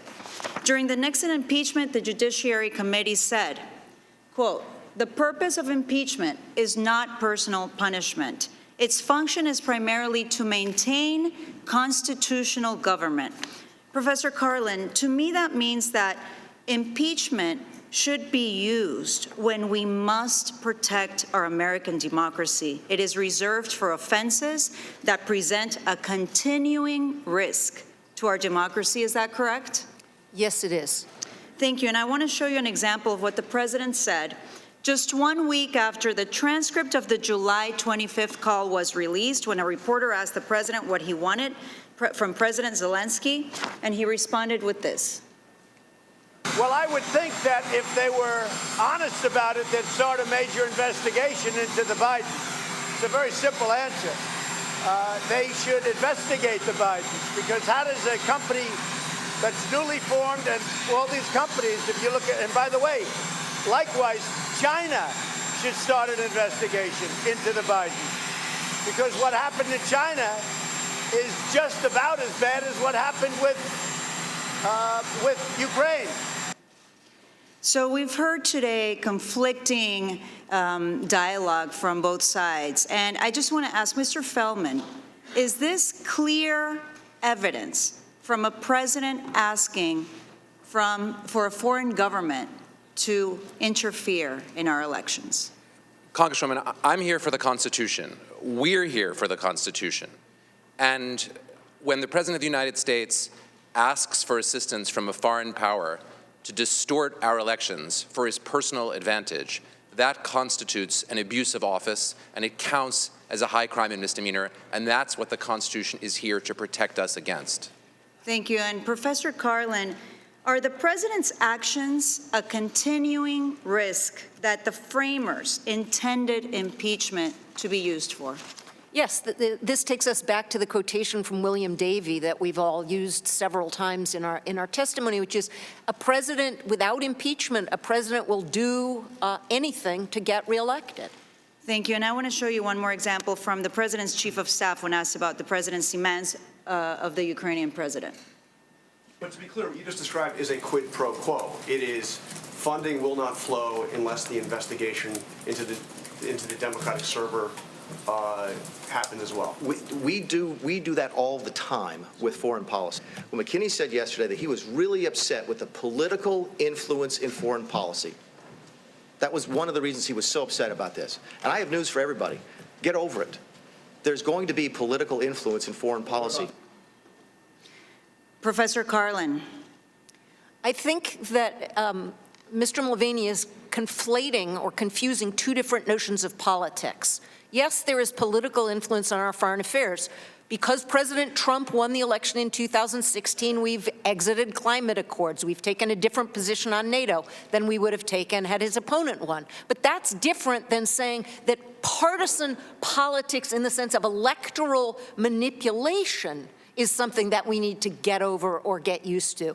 If we get over that or we get used to that, we will cease to become the democracy that we are right now. Thank you, and I think that that is our greatest fear and threat. And I don't think that anyone is above the law. The Constitution establishes that. This type of behavior cannot be tolerated from any president, not now, not in the future. And I yield back.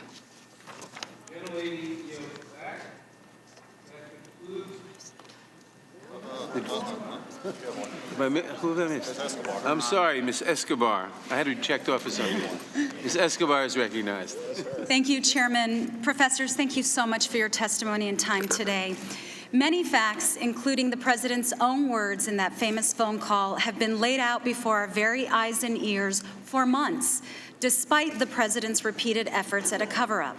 But it appears that some have chosen to ignore those facts.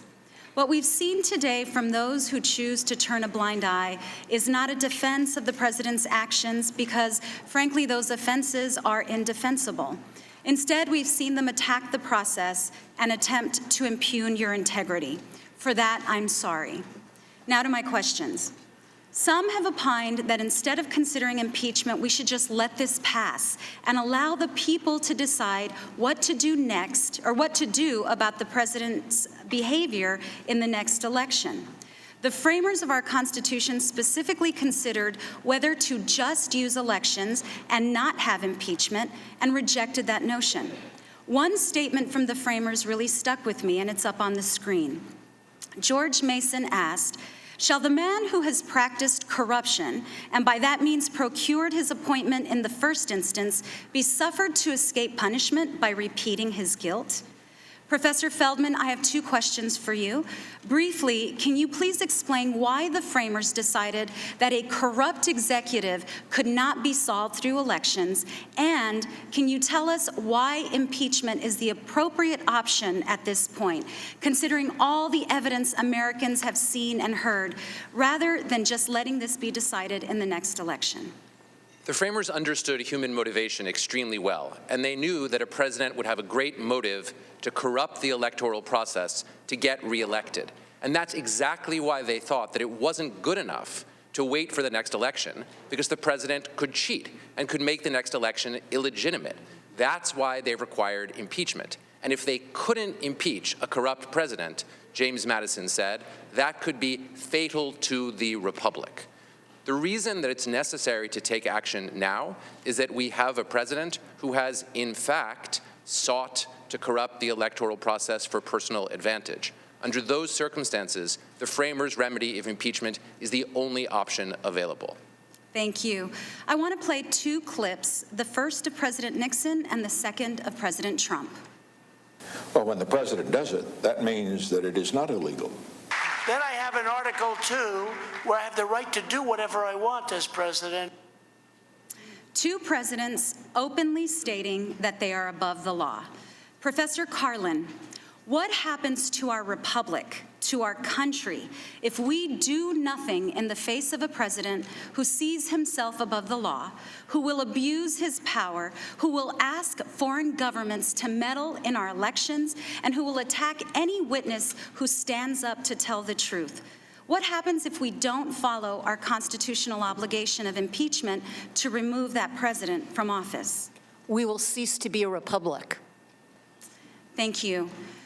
I represent a community that a little over a decade ago was marred by corruption at the local government level. There was no retreat into a partisan corner or an effort by anyone to explain it away. We also didn't wait for an election to cure the cancer of corruption that occurred on our watch. We were united as a community in our outrage over it. It was intolerable to us because we knew that it was a threat to our institutions that belong to us. What we face today is the same kind of test, only one far more grave and historic. From the founding of our country to today, one truth remains clear. The impeachment power is reserved for conduct that endangers democracy and imperils our Constitution. Today's hearing has helped us to better understand how we preserve our republic and the test that lies ahead for us. Thank you, Mr. Chairman. I yield back my time. The gentlelady yields back. That concludes the testimony under the 5-minute rule.